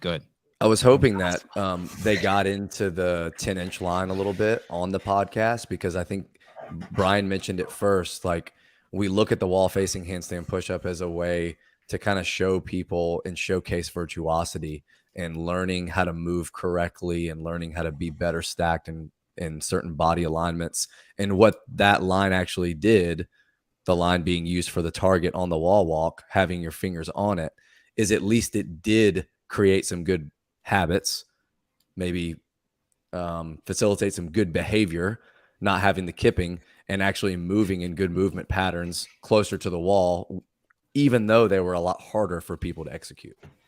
But I don't. Dude, JR, you should be on the fucking marketing team at CrossFit. Everything JR says, I'm like, I got nothing. Now, Claire, the one go thing ahead. about the one thing about that handstand push-up that I might push back on and is the width of the line being limited to the 30 inches. That's where I'm struggling to understand, especially when you had a week prior where the length of your arms mattered for the standard that you had to meet. Right. So on the burpee pull-ups, we made the athletes extend their arms and made sure the pull-up bar was out of reach. But for the handstand push-up test, we just used 30 inches, not taking into account length of athletes' arms and letting that be variable based on like wingspan or something like that. That's what Chase had mentioned. Like, why not take everyone's wingspan and just say, okay, your line is half of your wingspan, and that's the line that you get. Because essentially, if you break it down and say, okay, the workout was more about the strict handstand push-ups than it was about the barbell at every level of competitor, then it made the people that are already amazing at strict handstand push-ups because of limb length even better. It made the people that were okay at handstand push-ups still okay, but maybe a little more challenging based on their mobility and movement patterns. And then it made the people who already struggled at strict handstand push-ups, like the really tall, long-limbed people, made them even more difficult for those people. Because if you use the 30-inch line, and you're someone that's 5'2", the old standard of a 40 by 24-inch rectangle, like I know even when I was doing them, if I put my thumbs on the tape, my hands were outside the 40-inch width allowance. So you could have someone with really short arms, like have 2 or 3 inches of range of motion, and that's it. Miss Claire. So I want to derail the handstand push-up and just go back over to the run. And I'm sorry if you guys already talked about this a little bit, but I think that one of the quotes from that was that you can start anything with the word rail in it. It's one of my favorite words. Derail, re-rail. I like deload too. Any of those are a great way for segue into any topic you want. Go ahead. We love a deload. Okay. Yep. So can't test fitness without testing running, right? But like, I think that we've already hashed out all the ways in which not running the run workout worked. And so, and then also, I don't know, with all the pivoting, like I agree that running is a beautiful tool to use to test fitness. But I think that this way that it's structured in something like this is like a pivoting skill. I mean, like I mean, it's not like a true run test, I feel. But it's the best. But are you not giving them leeway? I mean, it's the best they can do for an open, right? I mean, I like to see the shuttle. How do you include it in an open? Yeah. How do you include it in an open unless you do? Yeah. Yeah. So are you suggesting you like it or it should be omitted since it can't be like on a 400-meter track? I don't feel like it's running capacity testing. Well, what if they just programmed it differently? What if they just mixed it commensurate? What if they paired it with the movement that's commensurate to a shuttle run? I also like the shuttle run, Claire, because you change directions. I do like that part of it. Were you gonna say something, Halpin? I was gonna say if there was a tiebreaker, if there was some sort of tiebreaker that actually pushed you to run, and actually said like if you're gonna push the run, that it matters, and you don't have Hiller and hundreds of other people saying that they beat the workout walking, then it actually becomes like a run capacity workout. Well, and this opinion of mine too is just picking apart something that's incredibly hard to do. It's easy for me to sit here and pick things apart, from a perspective of not actually having to try to put it together. So, okay, I thought you were making a proposal. I want to hear your opinion. No running in the open? I mean, I don't know how to make it accurate as a test. What about, let's look at that for a quick second. JR, what do you think about running on a runner for the open? I mean, I think it's a fucking expensive piece of equipment. Sure, but I think Brian's made this point a lot of times. If you release the equipment list for the 2023 online season, and then at the very bottom underneath saying GHD and rope climb will be used for later stages, but not for the open, you can have another line that says for 2024, you need to have access to an echo bike or to a ski erg or to whatever that they want to include, or even give 2 years notice, so that gym owners that want to be able to provide the equipment their members need to participate in the test can have time to accumulate those things. I thought you were going to blast me for even suggesting that, Brian. What? A runner in the open, you cool with it with a 2-year notification? 2-year warning? I don't like the air runners for tests of competition in general, but I do obviously agree with JR that there could be some more, there could be some more variants of what's available for online testing. And if you give enough runway of notice for it, I think it's quite reasonable for people to, make that happen if they want to. I think there's a piece of it as well that you saw it with the first test this year, that it seems like they're pushing people back towards going to affiliates. So if there's affiliates that have runners and have ski ergs and have bike ergs and have whatever else they need, and they can say, hey, you're going to go to an affiliate and do this, that becomes a different thing. And for so long, through the past 3 years, they've done box jumps and wall walks that they can just say, hey, you could do this at your house, at your park, in your garage, wherever you street parking, come along. And Nice now, tuck, Halpin. I know. And now they can actually say, hey, you might have to go to an affiliate to do this. And they proved it in the first workout. Like it's interesting to me that first workout was that first workout, because it basically set a tone that was, if you don't have rings and you don't have this and you don't have this, like, sounds like you're going to have to figure that out. Where they could do the same thing here. They could just say, hey, there's going to be a runner, or there's going to be rowing again this year, or there's going to be skiers or something like that. That does another workout of that type without having to just say, like, hey, set up a line for shuttle runs, because we're going to have shuttle runs, because we need some sort of workout like that. Dude, can you imagine assholes like us getting how angry we would be if they forced a runner in the open? Claire, did you just pull string on dental floss? I'm sorry, what? Did you just pull some string on dental floss? Like, do you have dental floss down? I heard a sound that sounded like Oh, Wow. I need to hold. I can't even get it up. There we go. Oh, what is that? Well, it was plugged into the microphone. Oh, I heard this sound because I have dental floss here, and I heard this sound. You know that sound that the dental floss makes as it rolls off the. I thought I heard that sound. Some sort of joke about teeth.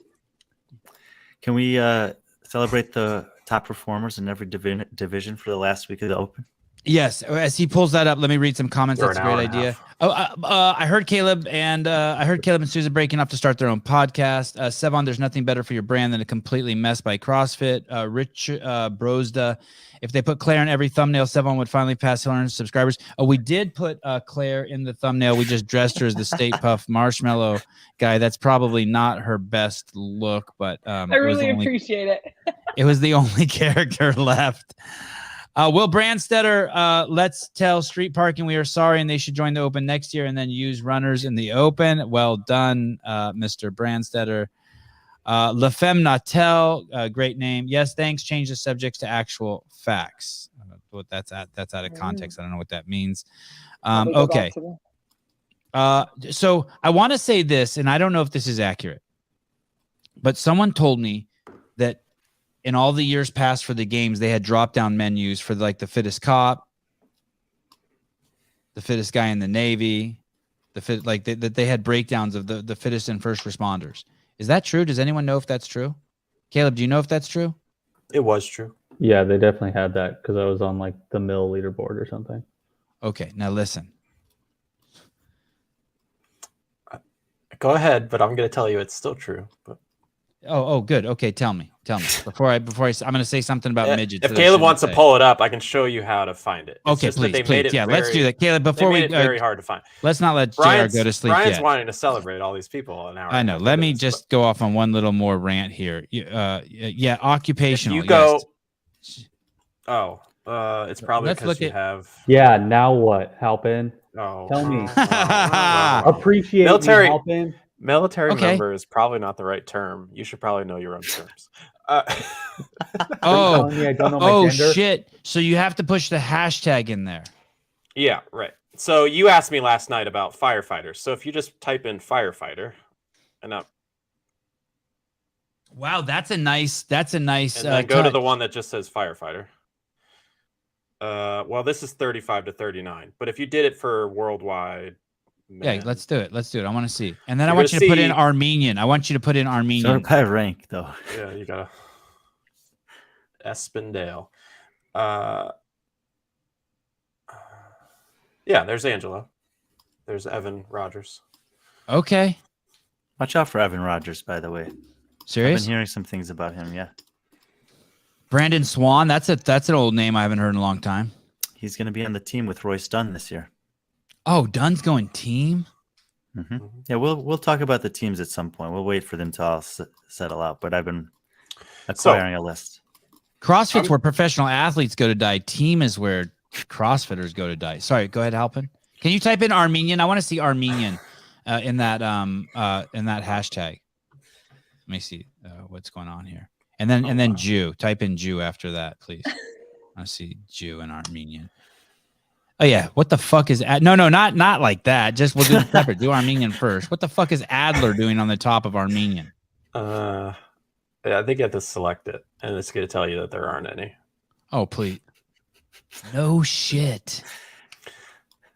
Okay, type in Jew. Type in Jew. I want to see Jew. If you put in Sevan Podcast, it's in there. No shit. Jews will work. Or Jew.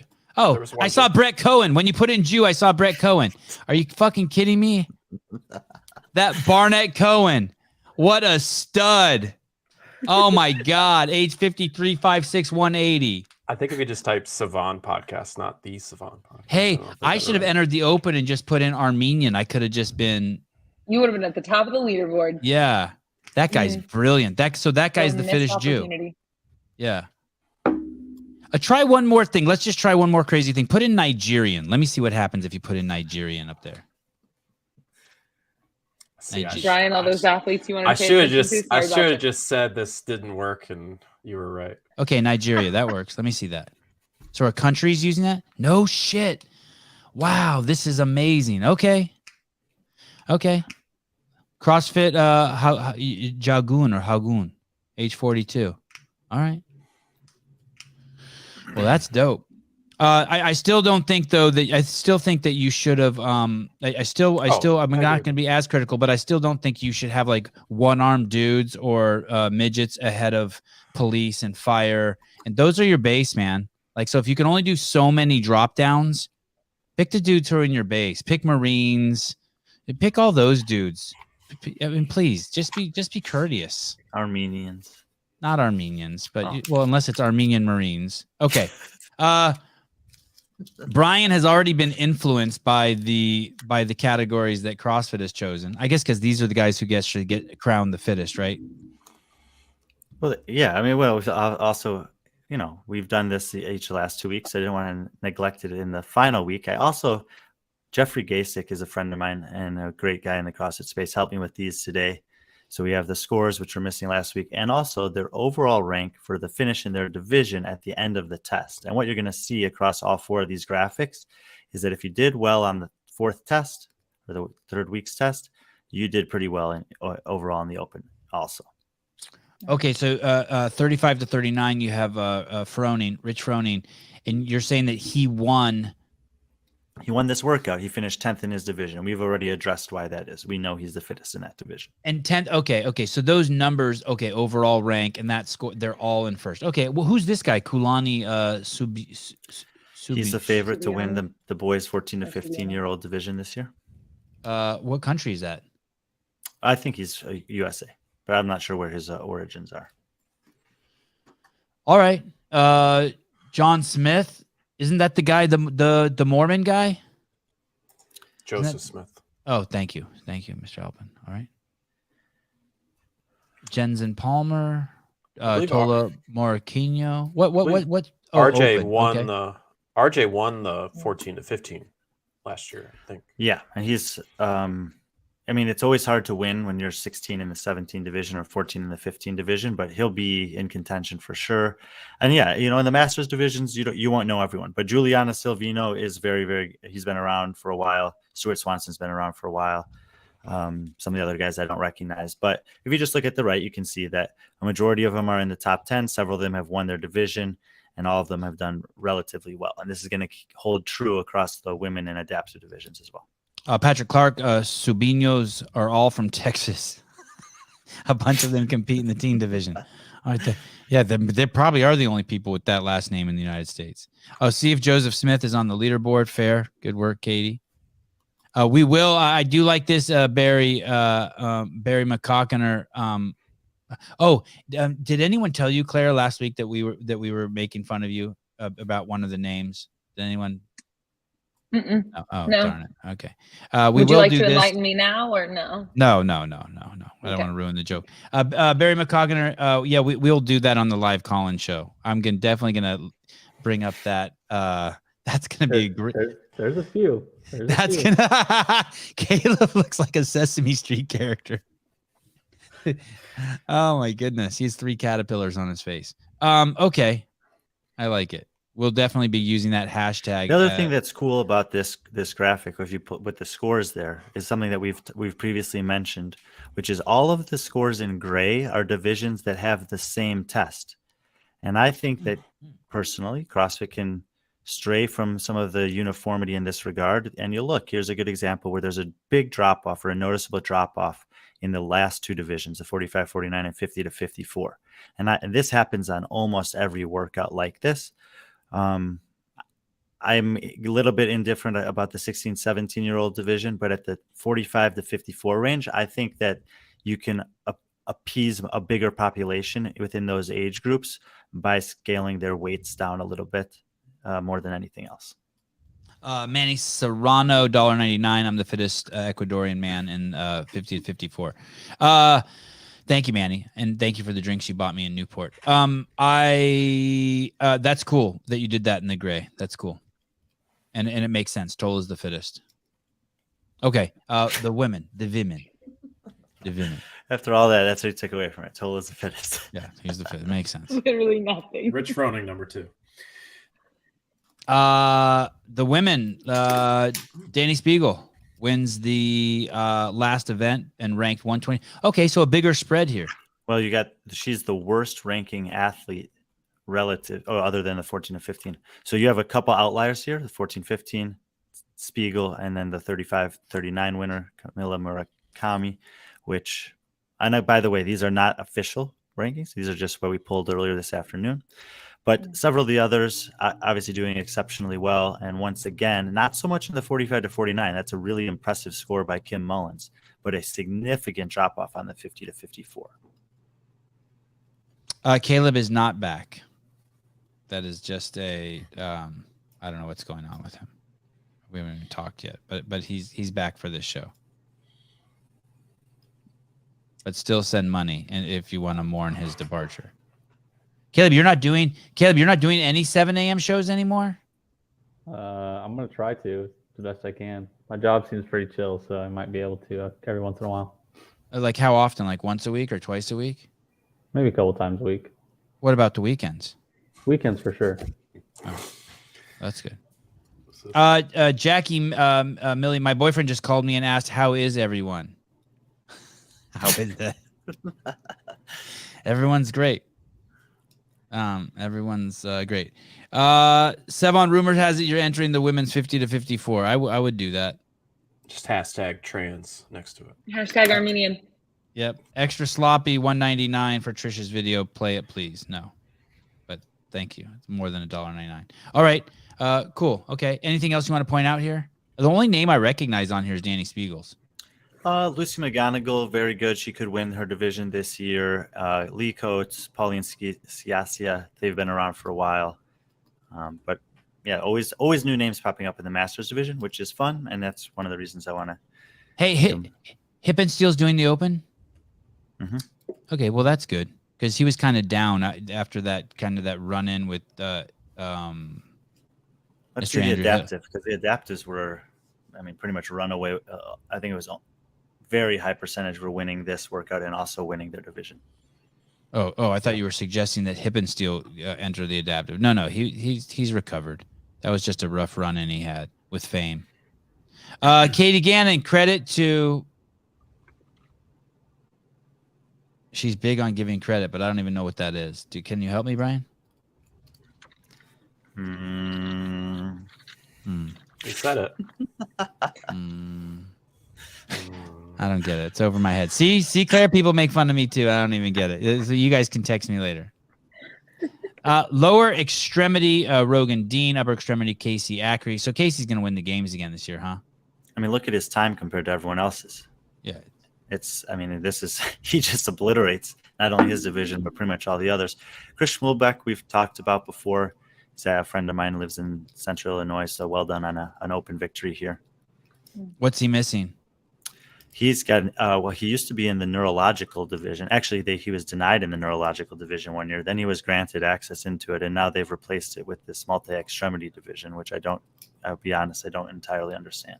Oh, well, I'm guessing you have to be missing like both your hands or like a hand and a foot. No, a Halpin? It could be neurological too. But Like not necessarily that it's not. Oh, there's an person. Okay. So it's not. You don't have to be missing it, but like your hand and your foot could not be working. You could be missing your hand and your foot could not be working. That makes sense. I was too close-minded when I thought of that. Vision. How's Kim doing? Is that Lady Kim that we had on the show that I cried like a baby? This is the men's. Oh, right. Okay. Right. I know Kim can be a man's name, but once you said the word lady, I said maybe KYM. Kevin Ogar killing it. Probably knows the workouts ahead of time since he works at CrossFit and cheating. Lance King, intellectual. They got to change the name of that. Even I'm too woke for that. You can't say that people are intellectually impaired. Do you want to suggest a new name? yeah. You can't use the old name either. So. I was actually thinking about that. That was even I couldn't even say it. Not with you guys on the show. I respect JR too much. I don't know, but I just can't do. Let's go to the women's. See if Kim shows up. And short stature, Tim Murray. Gotta have one of these short stature dudes on. Yeah, someone in the comments said it. I think the woman that won this one here, Erin Popovich. You should invite her on. Find her. Track her down. No Kim's. The Olsen dudes, God, this dude has made me rich. Cheers to the great coverage as always. Thank you. God, I can't wait to meet you. Is that Greg then? That's good. Okay. Upper extremity, lower extremity, Valerie Cohen. She should have been in the Jewish category too. Multi extremity, Lauren Taylor. Vision, Mary Collin. Hey, can we go to the vision category? I want to see how my girl is doing. And thanks for showing these. I mean, it's really impressive, regardless of what division you compete in, to get a win. Sure. For sure. Anything. Except not short stature. Dude, there's only 20 people. 5%. Your girl Kim is fifth. Is she in the world? Not in the world. Well, I mean, of the. Oh yeah, of the people who can't division. see. Yeah, I like that. Okay. But look at that. Hey. She's only 3 points out of third, though. I mean, she's pounding on the door of a podium finish.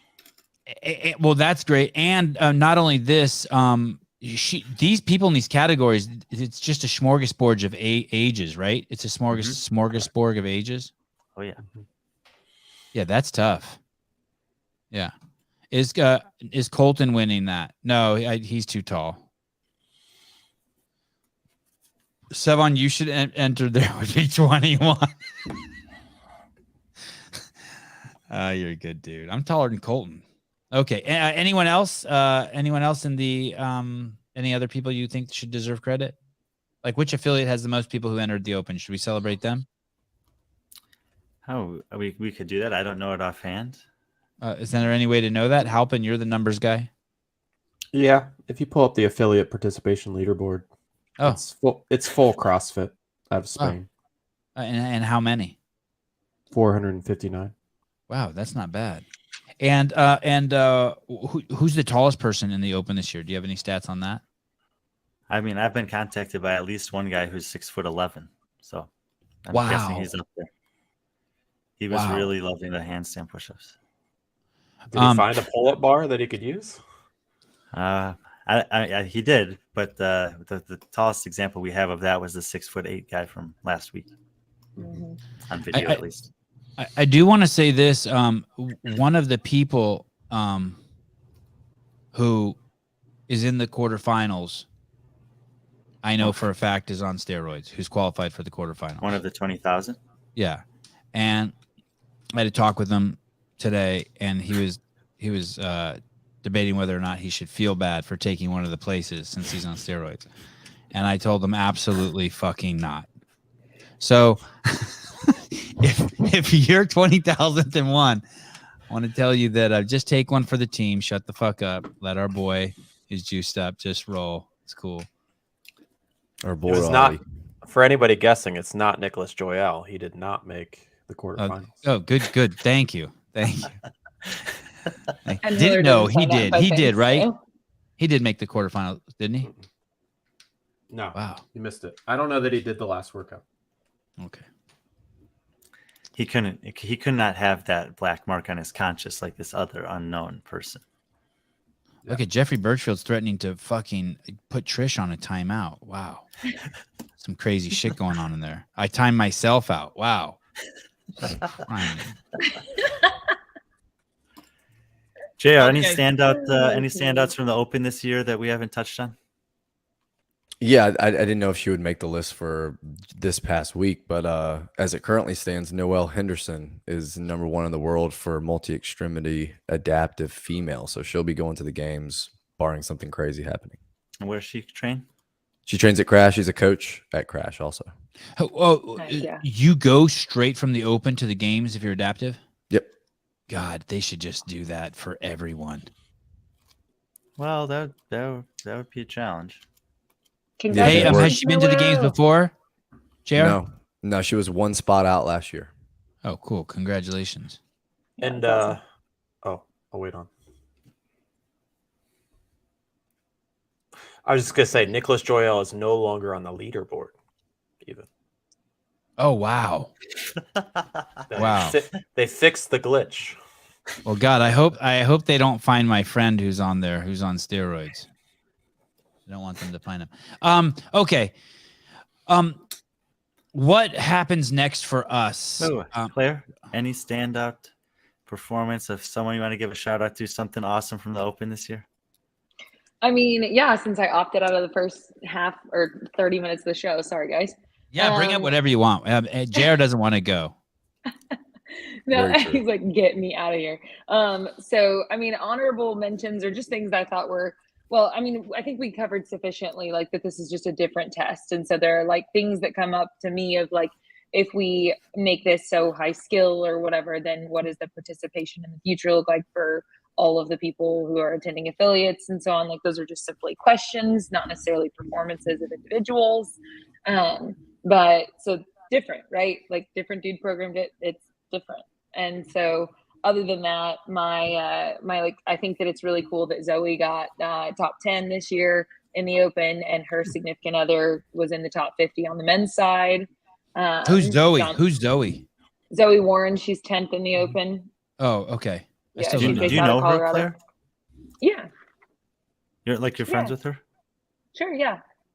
Okay, that's cool. Like she lives in Yeah. your neighborhood, friends, or just like, oh, No. we pump each other's Instagram accounts. I just like her. I like her. She's real sweet. And then also her significant other, John Wood, he is 50th place worldwide right now. So that's cool. And he's got a great name. John Wood. Yeah. Other than that, I think the other things I thought were cool, which I don't know if you guys touched on this, was just like, so that proven team, you've got Tola in second, and then Tim Paulson, I'm assuming is his teammate, which placed 14th worldwide in the Open. And then you've got the Invictus guys of Joshua Altama and Jorge or George Fernandez in 43rd and 81st. So just like looking at like some fun for teams is, it looks like there's going to be really good competition, which I'm sure that we'll talk about more as we get further along. But just looking at those Open performances from those guys on those teams, that should be fun.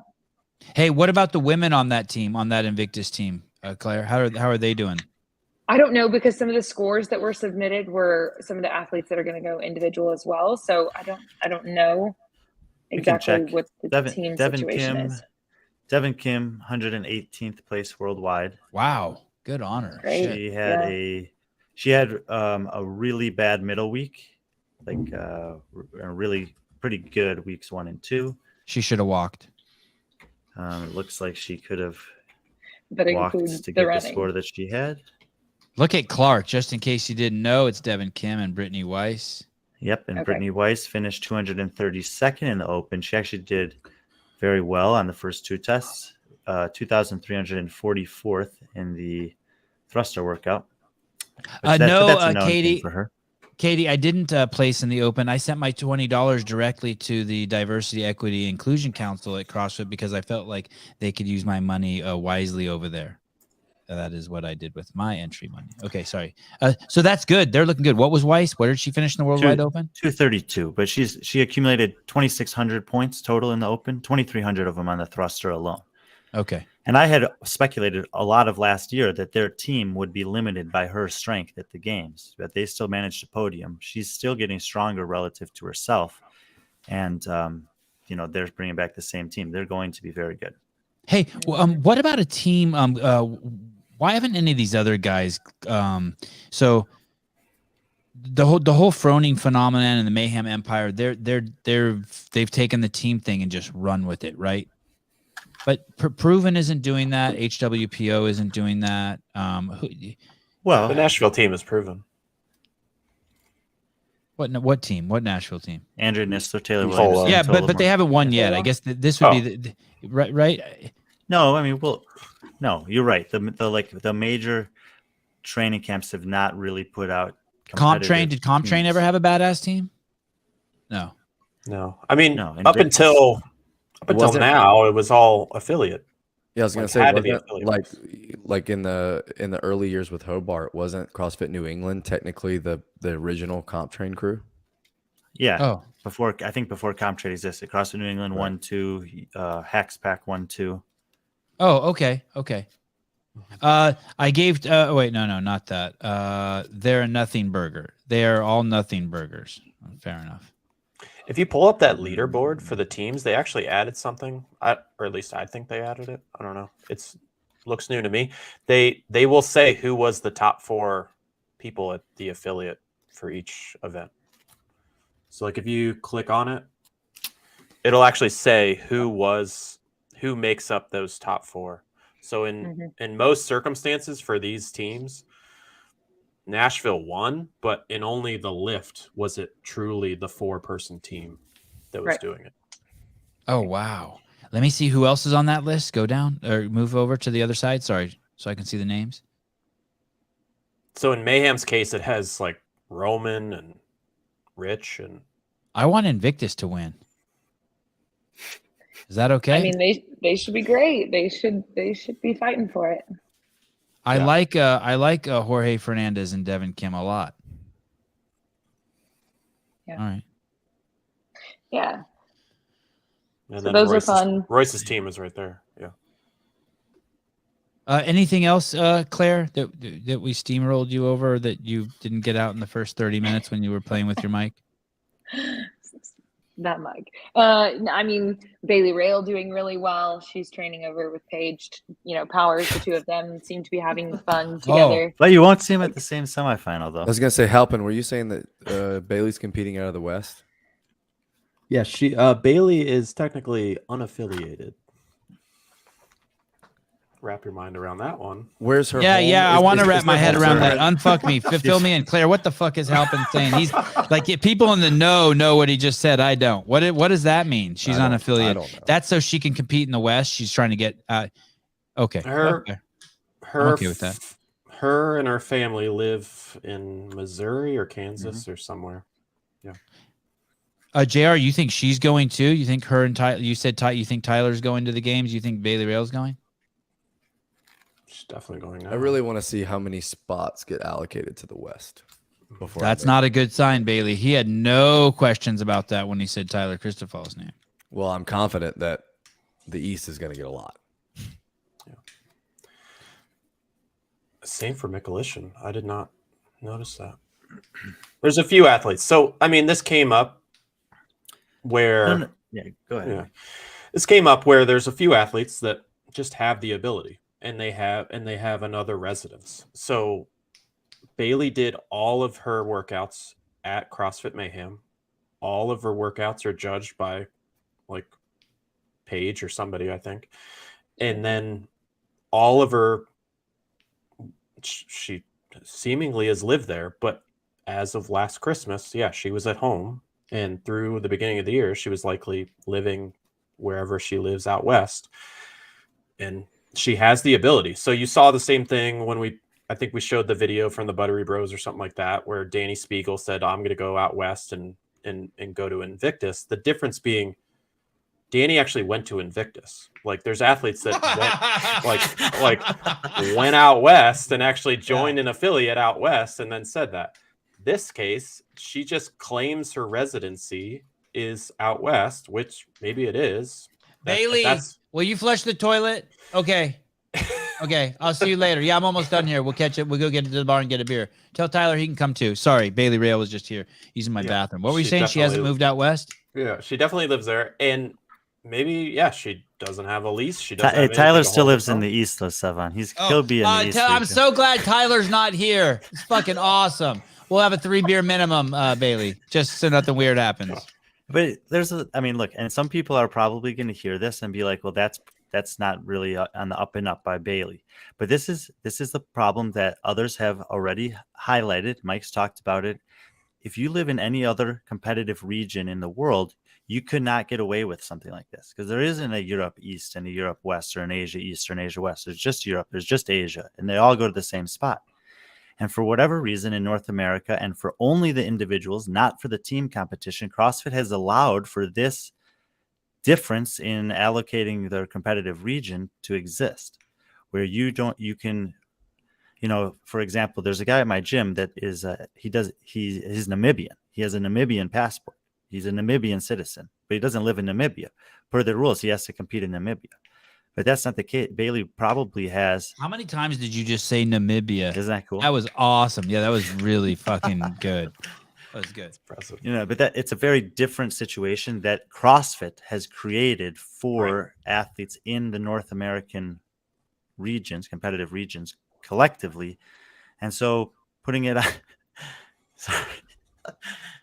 putting it on the athlete is understandable, but it's not. It's limiting. There's, CrossFit created this reality. So if you weren't able to follow that, if you live in Namibia, you can't compete in the West, but you can compete in the East. I think that was. That's what you got. JR spoke made his debut in the show at 10:20. Then he spoke again at 12:03. Then again at 15:47. Then again at 24:26. There was a time in there that he didn't speak, that he spoke, and I didn't get to write the time down. I apologize. Then he spoke again at 36:19. Then at 40:30. Then at 44:57.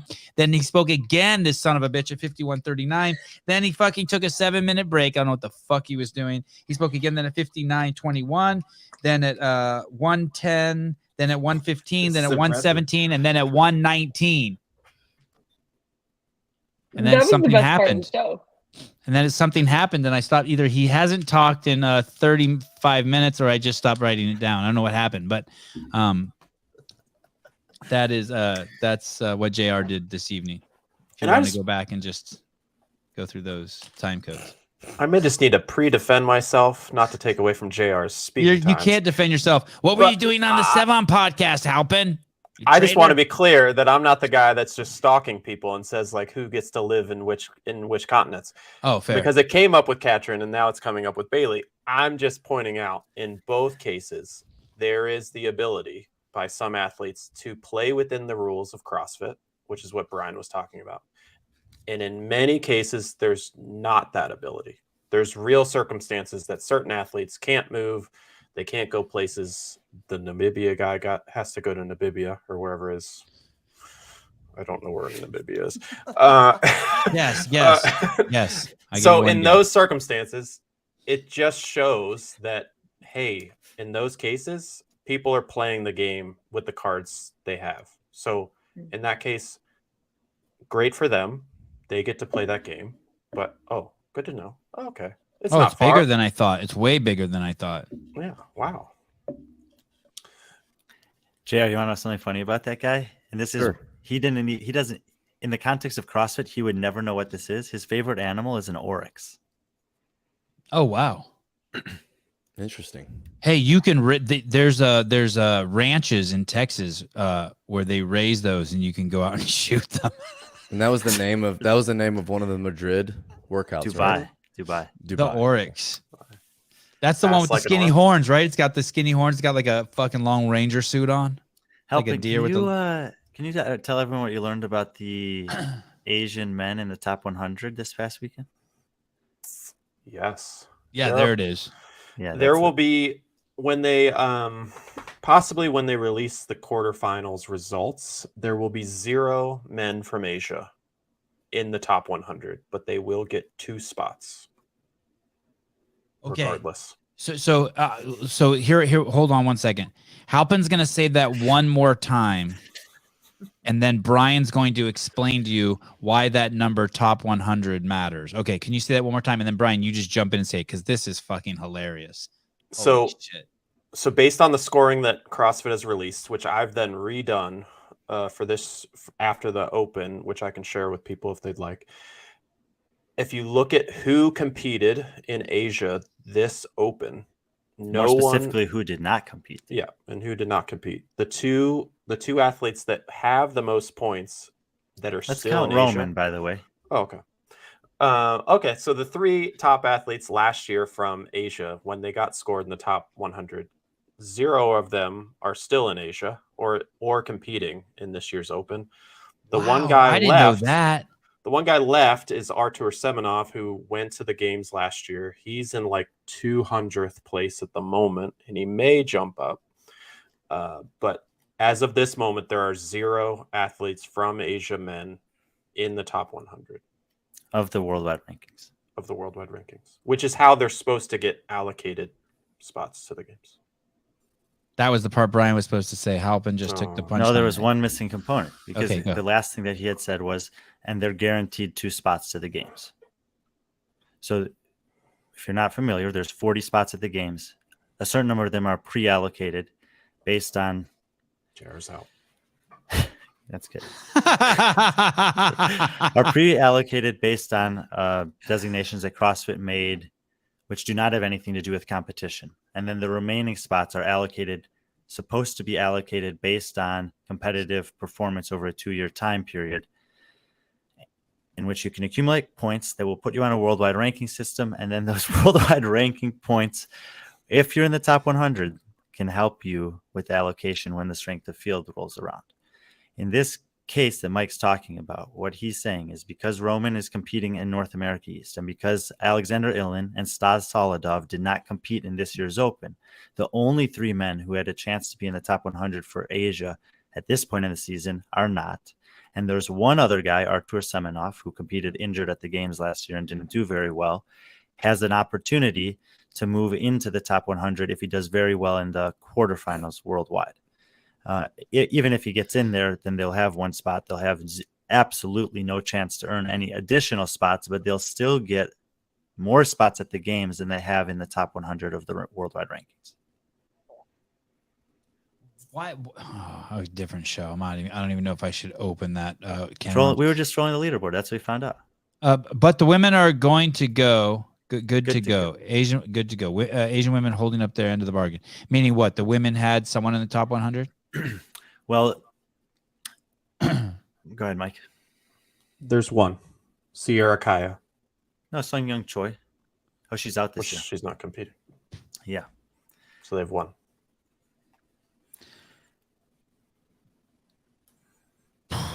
Which Sierra Kaya was 83rd in the Open this year, so she did her part. Yeah, which is pretty close to her worldwide ranking. Okay. So you is there anything else you want to say to Claire, Brian? Like, if I'm going to try to wrap the show up, you going to give her any more windows of opportunity to speak, or what? Oh shit! Trish is fucking Claire up. Let's see what's going on here. Claire looks like the only white girl from school who slays on the dance squad. True or false, Claire? True or false? Oh my god! I mean, I can dance. Trish, yeah, get her, Trish, get her. The true part is she can dance, but at her high school, are you guys ready for this one? Nobody's ready for this one. I was captain of the color guard. That's what the flags. Yes. Did you have a tall hat? My daughter does color guard. I did not have a tall hat. No, the band had tall hats, but I was twirling flags. Were those girls a little more promiscuous or less promiscuous than the cheerleaders? Let's skip over the fact that I just said my daughter. I think they were less. Sorry, Alvin. You can tell me off air, Claire. You can tell me in the private. My wife was my wife was on color guard. Oh shit, this is going I sideways. pretty loved it, but definitely was not one of the cool kids. But I could dance. Claire, I think that for an upcoming costume party or Halloween or something, we need a throwback Claire captain of the color guard costume. There were some good ones. I had solos, you name it. Yeah. Okay, wait. Okay, so windows up. Back to the. Thank you, Trish. I think that was Trish. Thank you. I don't know if it's a compliment. Careful. Careful. I don't know. I'm taking it as a compliment, whether it was or not. All right. Yeah. Well, attention from Trish is always good. I like it. Anything else that? Yes. Yeah. Brian, You Brian, want was to there throw? anything else you wanted to? ask about it. No. Okay, let me ask this then. Halpin, do you have any crazy statistics you wanted, like you feel like you didn't need to get out? Oof. Claire, did you want to say something about Oceania? I know you saw an update from somebody who's not Oh competing. gosh. Oh yeah. Just Kara Saunders announced that she's pregnant. So that's why she's not awesome. competing. I figured you Okay. guys already covered that. Sorry. Yeah. So we'll get to see 2 pregnant girls work out. Damn, it's my year. She posted a video on YouTube. So for those that want to go see it, it's on her channel and she explains what's going on. So, but she finally did within the last 24 hours announce that she is not participating this year as a result of pregnancy. Mason Mitchell, how tight is Chase Ingram? He is very tight. I'm speaking from experience. Okay, when do we meet next? What's going on? So today is what's the next thing that happens? Today's March 7th. What's the next thing that happens in CrossFit that we get to pick on? Well, next week, JR and I are coming back to do previewing the quarterfinal show with you at the same time on the same day. Okay. That and why? Will we know about the quarterfinals or anything, or predictions, JR predictions, or what's going on? By then, the leaderboards will be finalized. Invites will be sent out to quarterfinalists. So, that's not really what's relevant. It is notable. And then, just like we did with the Open, we'll talk about what we're expecting out of the quarterfinals this year, based on the last 2 years, based on what we saw in this year's Open. Yeah, we'll give some predictions for maybe styles of workouts. Will we see a heavy lift or not? How long will we go? What kind of things? Is there any precedent for a repeat workout in a quarterfinal? We can have these types of conversations. So it'll be an upbeat show. It sounds like a positive show. We're leaving the Open behind us. Yeah, I think officially quarterfinals starts March 16th. I think it's the 16th through the 19th. So that means that that's my birthday. Pisces. Mine's the 20th. So that's cool. That means what workouts will probably come out. We might have floor plans by the time we do that show, because they've released floor plans on the last year. I think 14th? They released floor plans on the Monday, but the workouts won't come out. They'll come out in a 2-2-1 format: 2 on Thursday at noon, 2 on Friday at noon, 1 on Saturday at noon, or something like that. Thursday the what? Sorry, give me the dates again. I know we're meeting on Tuesday the 14th again, but when do the floor plans come out? Well, last year they came out on the Monday preceding, which would be the 13th, if they'd held to the same pattern. Why? When are the quarterfinals? 16th. Oh shit! We're not taking any time off. But this will be. This is going to cut into our frisbee show too. Year that they're releasing them and uploading scores. Not all at the same time, because in the past 2 years you've gotten all the tests and decided what order you wanted to do them in. I like that. Do you like that, JR? Yeah. Well, you can talk about it on your show next week. Yeah, I like that too. Reminds me of the 2008 games. Have they ever done that before? Well, there's opportunity to redo a lot more so when you get all of them. And if you're someone who wants to go ahead and knock out like 2 of them on Thursday, 2 of them on Friday, and then you can knock out the ones that are due first or the ones that you think you cannot redo early. And then you can maybe do a Sunday one on Thursday or Friday and then just redo it when you see maybe what scores you might need to move on to semis. And now they're taking that away from you, sounds like.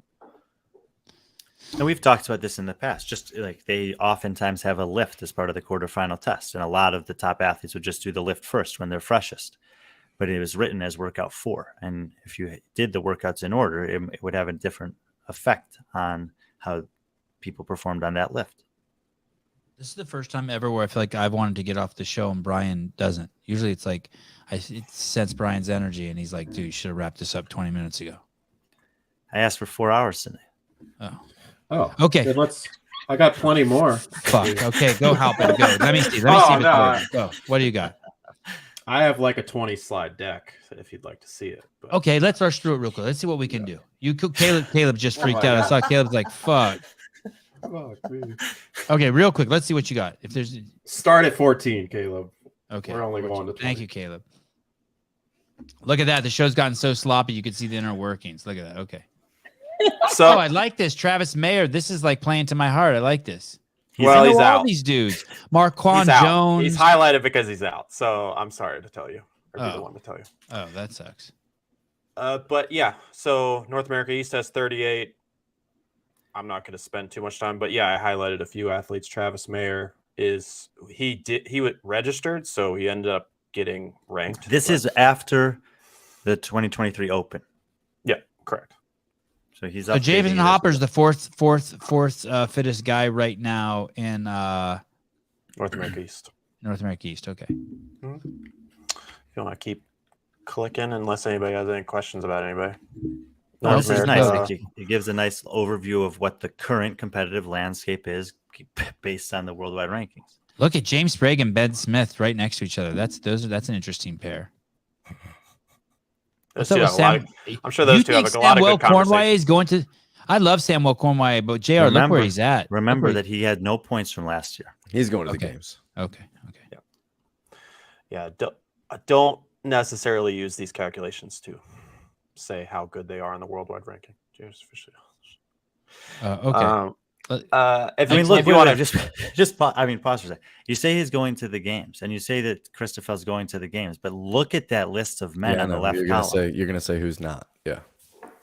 I'll tell you who's not: Dylan Hamming, Benoit Bollinger, Evan Rogers, Casey. You're reading Bramble. on the right side. We're talking about the left side. Let me tell you. Jake Berman, Jacob Pfaff, Connor Duddy. He's not Austin Spencer. He did last year. They're not this year. All three Panchicks is their goal this year. Tim Paulson is not, because he's going on a team. But on the right side of it, you have guys like Griffin Rowley, Ben Smith, Sam Cornway that are improving, competitive. Jack Farlow. Not going. And what the real question is? Wait, who went? You're saying Pfaff went last year? No. I said Austin Spencer did. Oh, yeah. Okay, but that was he only got in because someone else someone else cheated. It's unbelievable that they got him. Anyway, the point is, and to what JR was saying earlier, how many spots will this competitive region have? Because it's likely that no matter how many it is, that you're going to be able to look at 14 guys and say, yeah, I could see every one of them making the games, but they only got 13 spots. And notice who's not here, because he's going to be on the West Coast. Yeah, several really talented guys. Yeah, Medeiros, the champ. Yeah, if you want to click over. Hey, it's going to be an incredible games this year on the men's side. Mm-hmm. And if you want me to ruin it for you, I'll tell you who's going to win. I already know who's going to win. Ruin it. It's going to be Justin Medeiros again. Okay. I know so many of you think Roman, like you're getting on the Roman train. That's fine, but he's not winning. So yeah, 30 for Europe. So actually, just to show you, Europe gained spots with who is likely dropping out. They also are gaining spots, or it'll go up and down a little bit based on who actually sticks around. Andre Houdet is going to go team, I believe. So is Joshua Chamo. Yeah. So Sam some of Stewart. yeah. And then if you keep going west, which is Sevan's favorite region because of the champ there. There's the boys. Tyler Eggerman, I only highlighted him to show he finished 15,000th, but he actually still did make the quarterfinals, which it was right on the line for him, but good for him. Interesting. John Wood, who was mentioned earlier, right there. Great name. Thank you. Yeah. Though they might not have as many athletes over there, but and because of that, they're not going to get as many spots. So you're probably looking at 8 or 9 spots for the West and the men. Medeiros, Vellner, Frykowski, Sager, Quant, Matthew, Mertens, Chandler Smith is 8. Cole Grieshaber is 9. That means everyone below that would be out. Magda, Davis, DeLugos, Collins going team actually. And what's up with Anthony Davis? How did he do in the Open? Is he getting better? God, I would love it if he went to the games. I do think he's getting better. But what I'm saying is, as even though there's less spots in the West for the men, I think it's harder to make it because it's top heavy, big time. I'll tell you who's going for sure: Justin Medeiros, Samuel Quant, and Nick Matthew. So there's 3 done. Those 3 are definitely going to the games. Wait! You didn't come in for Mertens? I mean, I want Mertens, but I'm just trying to keep it real. I want Mertens. Okay. I hope Mertens fucked. I hope. God, I would love it if Mertens won. Based on current calculations, there will be 12. Based on these numbers, there will be 12 from the East, 10 from Europe, and 10 from the West. So as you're picking your names here, understand that it's only 10 of these 25 that could possibly make it. Yeah, that's true though, right? Does anyone disagree with me that Nick Matthew, Samuel Quant, and Justin Medeiros are for sure going to the games? They're 100%, unless they get hit by a train. I think I'd we would probably pick add the a second couple guy. to the list. Yeah. Okay. Yeah. Who you throw one? Throw one. You guarantee me that you're willing to give me 2 inches off the tip of your cock if you lose. Who? I mean, I can just lend you that. Patrick? You think Patrick and Brent Fikowski, aren't they starting to scare you a little bit? No, not at all. Are you kidding me? All right. I think Chandler Smith's in a good spot. Yeah. Sevan, do you have any idea of the record or the resume at this style of competition? I understand. They're just scaring me. They're not going to go from first and second at every single one of them to 12th. They might go 80. to fourth or fifth. That's still well within the cut line. Katie, didn't you say good night 10 minutes ago? When it was all marching band talk, she got out of here real quick. So if you want to keep going, it's going to go quick after this until we get to the women. There's 3 men. I like Jay Crouch. Please tell me he's not doing anything stupid like going team. Please. No, Royston is going team. Jay and Ricky will still be competing. So, Good. And then just to speak on Royce Dunn, if he does men's quarterfinals for individual, his score will still count. But if he just doesn't do it like some mayhem folks did last year, then he'll be removed from this list. And so we're going to get to that Asia thing in a second. Why wouldn't he do it? Any reason? JR, what do you tell your athletes to just do it anyway if you're going team? What do you guys what's the plan? Why wouldn't he do it? No, I mean, if the goal is not to compete individually, especially you're taking the chance of there being a lot of overlap within like a 10-day span from almost doing the workouts twice, I don't think it's worth it. Oh, because okay, I see what you're saying. Because the programming could be extremely similar. It may not be, but it could actually. And this is a great spot for gaming because we talked about people gaming with a little bit of the East-West thing. The gaming is you only have to register for the quarterfinals. So as long as you pay them $50, you could just have your name on the list and you count and get scored and get ranked in the worldwide ranking. You don't actually have to compete in the quarterfinals. So you would gain 0 points, but you would still you would gain the minimum, which is my way of saying that. But yeah, you could buy a few points. You can. You actually get 60 for just showing up. $50, 60 points. Okay. Right. That is what that's like, buying them. Well said. So, yeah. Wait. Well, listen to this. Patrick Clark, most team athletes are doing indie, just not going that hard. You could do that. Well. Or just take your 60 points and run. I believe they're not going that hard when I see it. Yeah, me too. Me too. People? Right. Africa has 3. Oh, we won't go down that road again. There'll be plenty of time to. We're gonna bang that drum all year. Don't worry. South America has 2. Guy just sort of did what he did at Wadapalooza here, and then day 1, day 2 is different. This is the piece about 0, and I do mention Semenov will likely be in there, but he isn't in there now. And then over to the women. Why isn't he in there now, Halpin? Because he's ranked like 200. Oh, right. Okay, he didn't make top 100. It's just, okay. Yeah. So women, North America East, there's 33 of them. Again, based on what I'm looking at, only 12 of these athletes will make semifinal. Only 12 of these athletes who then go to semifinals will make the games. Dude, look at Danny Horan's name on there. Yeah, but look on the right side. Look on the right side and you see Emma Carey over there. She's taking a spot. And then if you just slide her, only just slide her over. And there's some other women up and coming that are pretty good on this right side, by the way. But the left side, you go down 12 deep and it's pretty stout. There's going to be some competition at the cut line. There's a lot of team females here. Mm-hmm. Mm-hmm. How about on the left side? Are there a lot of team on the left? No, on the right. Mal O'Brien, Danielle Brandon, Brooke Wells, Amanda Barnhart, Aramo's not competing, right? Emma Lawson, Alexa Raptis, Paige Powers. And my apologies again to Caroline. That's what her name is in the system. So Caroline Spencer. She'll also go team this year. Mm-hmm. Who will? Caroline Spencer. It's listed as Connors. On here. Okay. That's Austin. That's Austin's wife. Yeah. And then who are you going to bring over from that side? Emma Carey. That's 8. Okay. What do you think about Carolyn Prevost? She going? Given everything that we're seeing here, yeah, I think she has a great chance to go because there's going to be a few missing. Paige Semenza. Yep. All right. Fisa Gaffi. Right on the cut. Ooh. I think she'll Right be where 11, she was 12, or last year. 13. Yeah.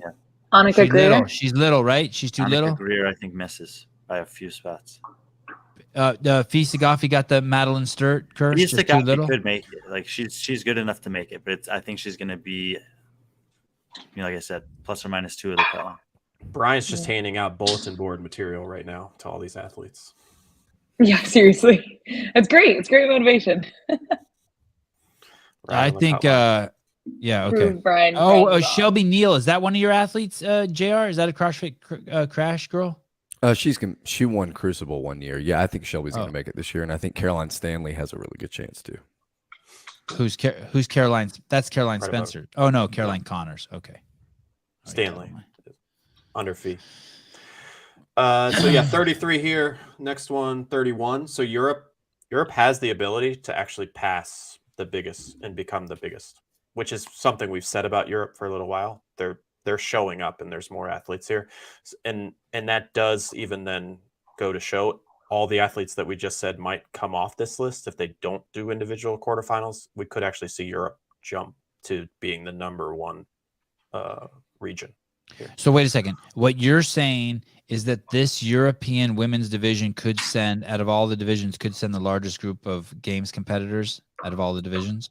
If they have the most, if they outdo East on who's in the top 100, yes, they would send the most. But still not more than North America combined because we have 2 regions. Yeah. Okay. Yeah, correct. Okay. I like all these girls. This is Sam Briggs going for it again? I didn't even ask her that. She's not going for it again, is she? No, she's still ranked. I believe she's retired. Okay. No, of the women on this list, I think you could, Sam Briggs will not factor into this equation. Julie Hugard is going team. Emily Lundberg is going team. Is Evie Hollis going to? I'm not sure, but also I don't see Sarah Sigmundsdottir on this list. She'll be in the equation. She's not yet. Yeah, right. She will. So be. you can basically just maybe put her where Sam Briggs is, and you just look down. There's a lot of women in Europe that have proven that they can do well at the games. On the right side, we see Emma Tall, who's been inside the top 20 at the games. We see Elisa Fuliano, who made it last year and had a great season, in the off season. So a lot of competition in Europe for a good number of spots, but like you said, still far less than North America will get in total. And we haven't looked at the women on the West yet, right? Okay, here we go. There you go. I highlighted those 3 athletes. Wait, Katrin earlier. David's daughter's in Europe. She's in the wrong. She's in the wrong. She lives in Idaho. Oh, my bad. Sorry, my bad. That's why I did highlight those 3 athletes. They're new to this region, although this whole region's new. But, wait, you did Oceania, and I didn't see Ellie Turner's name or Madeline Sturt. No, we have. No, they're coming up. Oh, okay, sorry. Ruining it. Yeah, okay. Go back. Sorry, go back. Yeah, sorry. Okay. Cindy McLishan, as PC pointed out, is also new to this list. I did not highlight her. I didn't actually realize. Ariel Lowen, still number 1. She also won this region's open. And then just another one to call out. She just put it on her Instagram right before this. Elena Buds, unfortunately, had an injury, and she wasn't able to make quarterfinals. I don't even know who that is. Who's She's that? on the top right there. I know, but who is she? Like, what's she done? She was at the Zelos games. Oh, hi, Elena. Oh, She's of course I remember. She's a Rhino or underdog athlete. Well, let me ask you some people, and you tell me what the fuck's going on here. Alessandra Pacelli, retired, still make games aspirations? I mean, this I don't understand. Like she was doing all the. Oh no, wait, was she in the demo videos for the judges course or for the CrossFit Open? Yeah, something. She was in some video. You're right. She was in some demo video. By the way, the still frame they chose of her was completely fucked up. Whoever chose that photo of her, you're an asshole. What do you hate her? Sevan definitely didn't do the judges course, so it must have been in a CrossFit Open announcement. Yeah, something. Demo. She also, didn't make the quarterfinals. I'm not sure what occurred. She only did 1 wall walk on that last workout.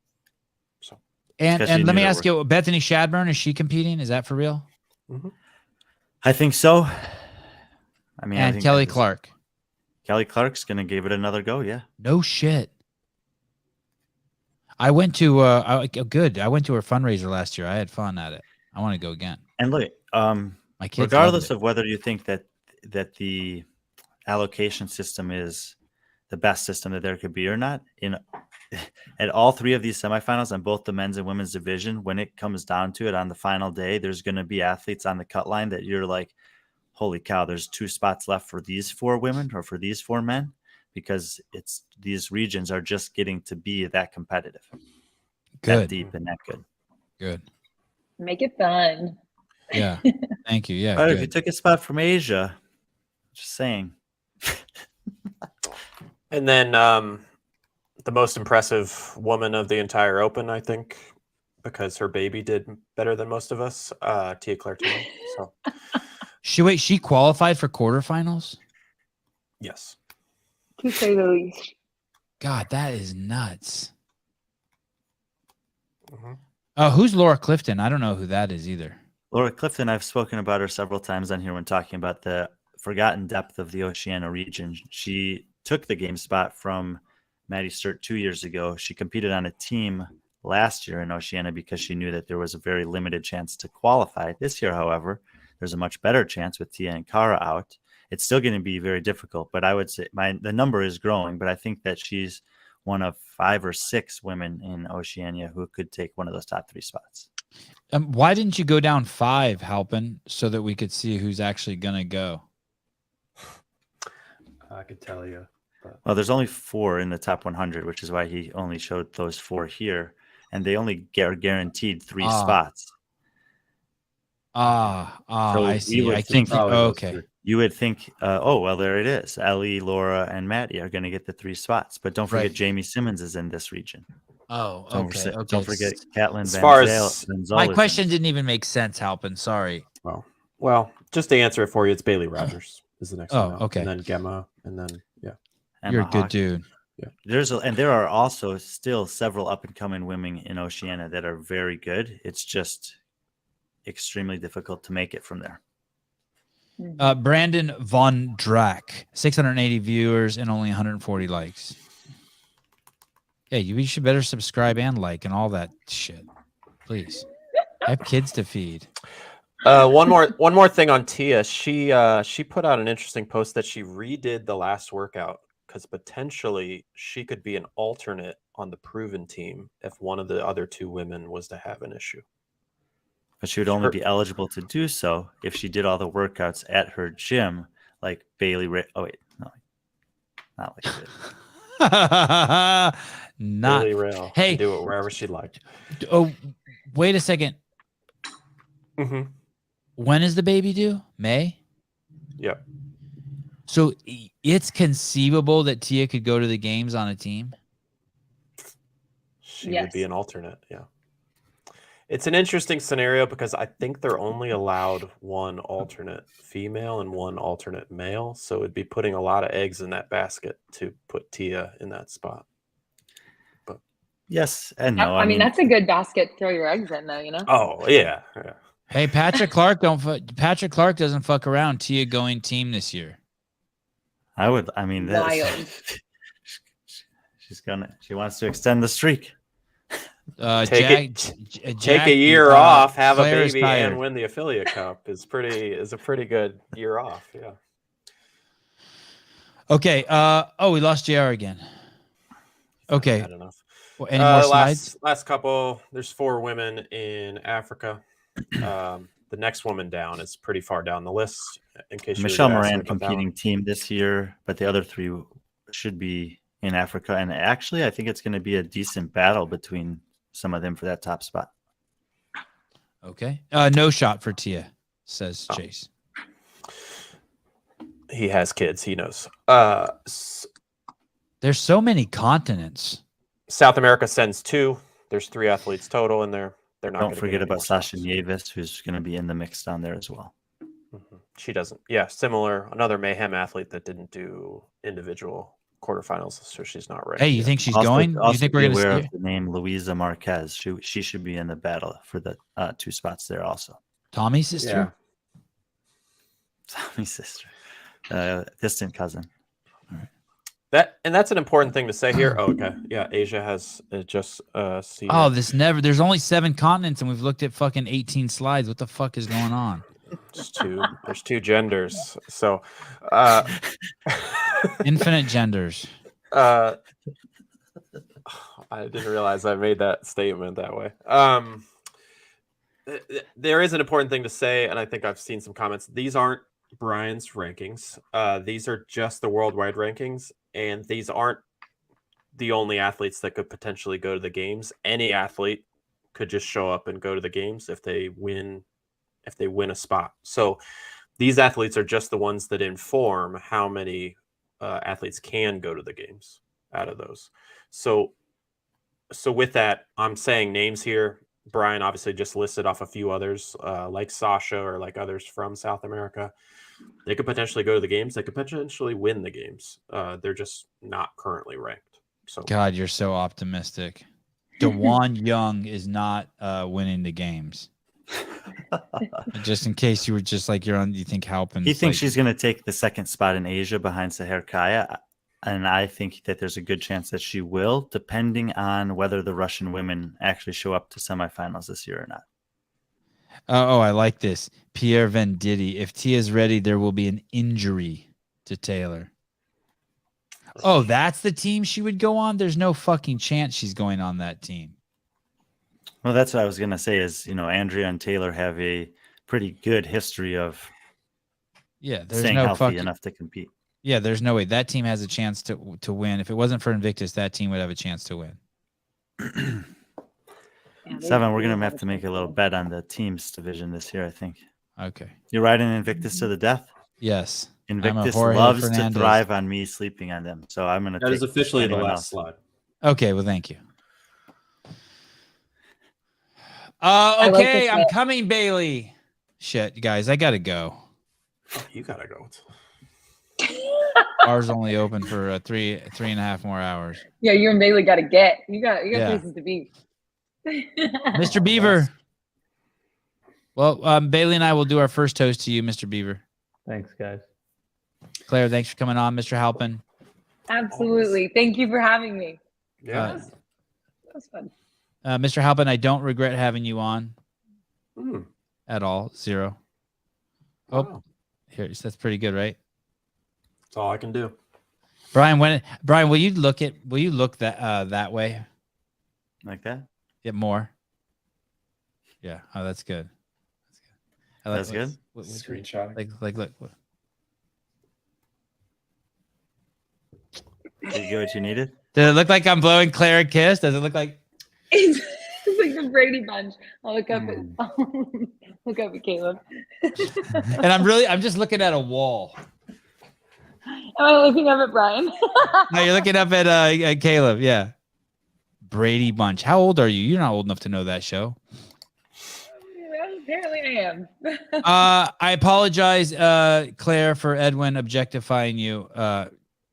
Claire, I'm just damn. here for the diversity, guys. I mean, Yeah, I just damn, think Claire is hot. I'm just here to help you out, You bring Caleb on, and all of a sudden, Claire turns hot. It's weird how that happens. Relativity. All right, guys. Thank you, everyone, for watching. Tomorrow, 11 a.m., Mr. Rich Froning. I don't think that there is. Oh, and I think we're going to do a late night show tomorrow night. So I'm pretty excited about that, like a real late night show, a live call-in show. Look at Caleb's getting excited. And we will see you guys then.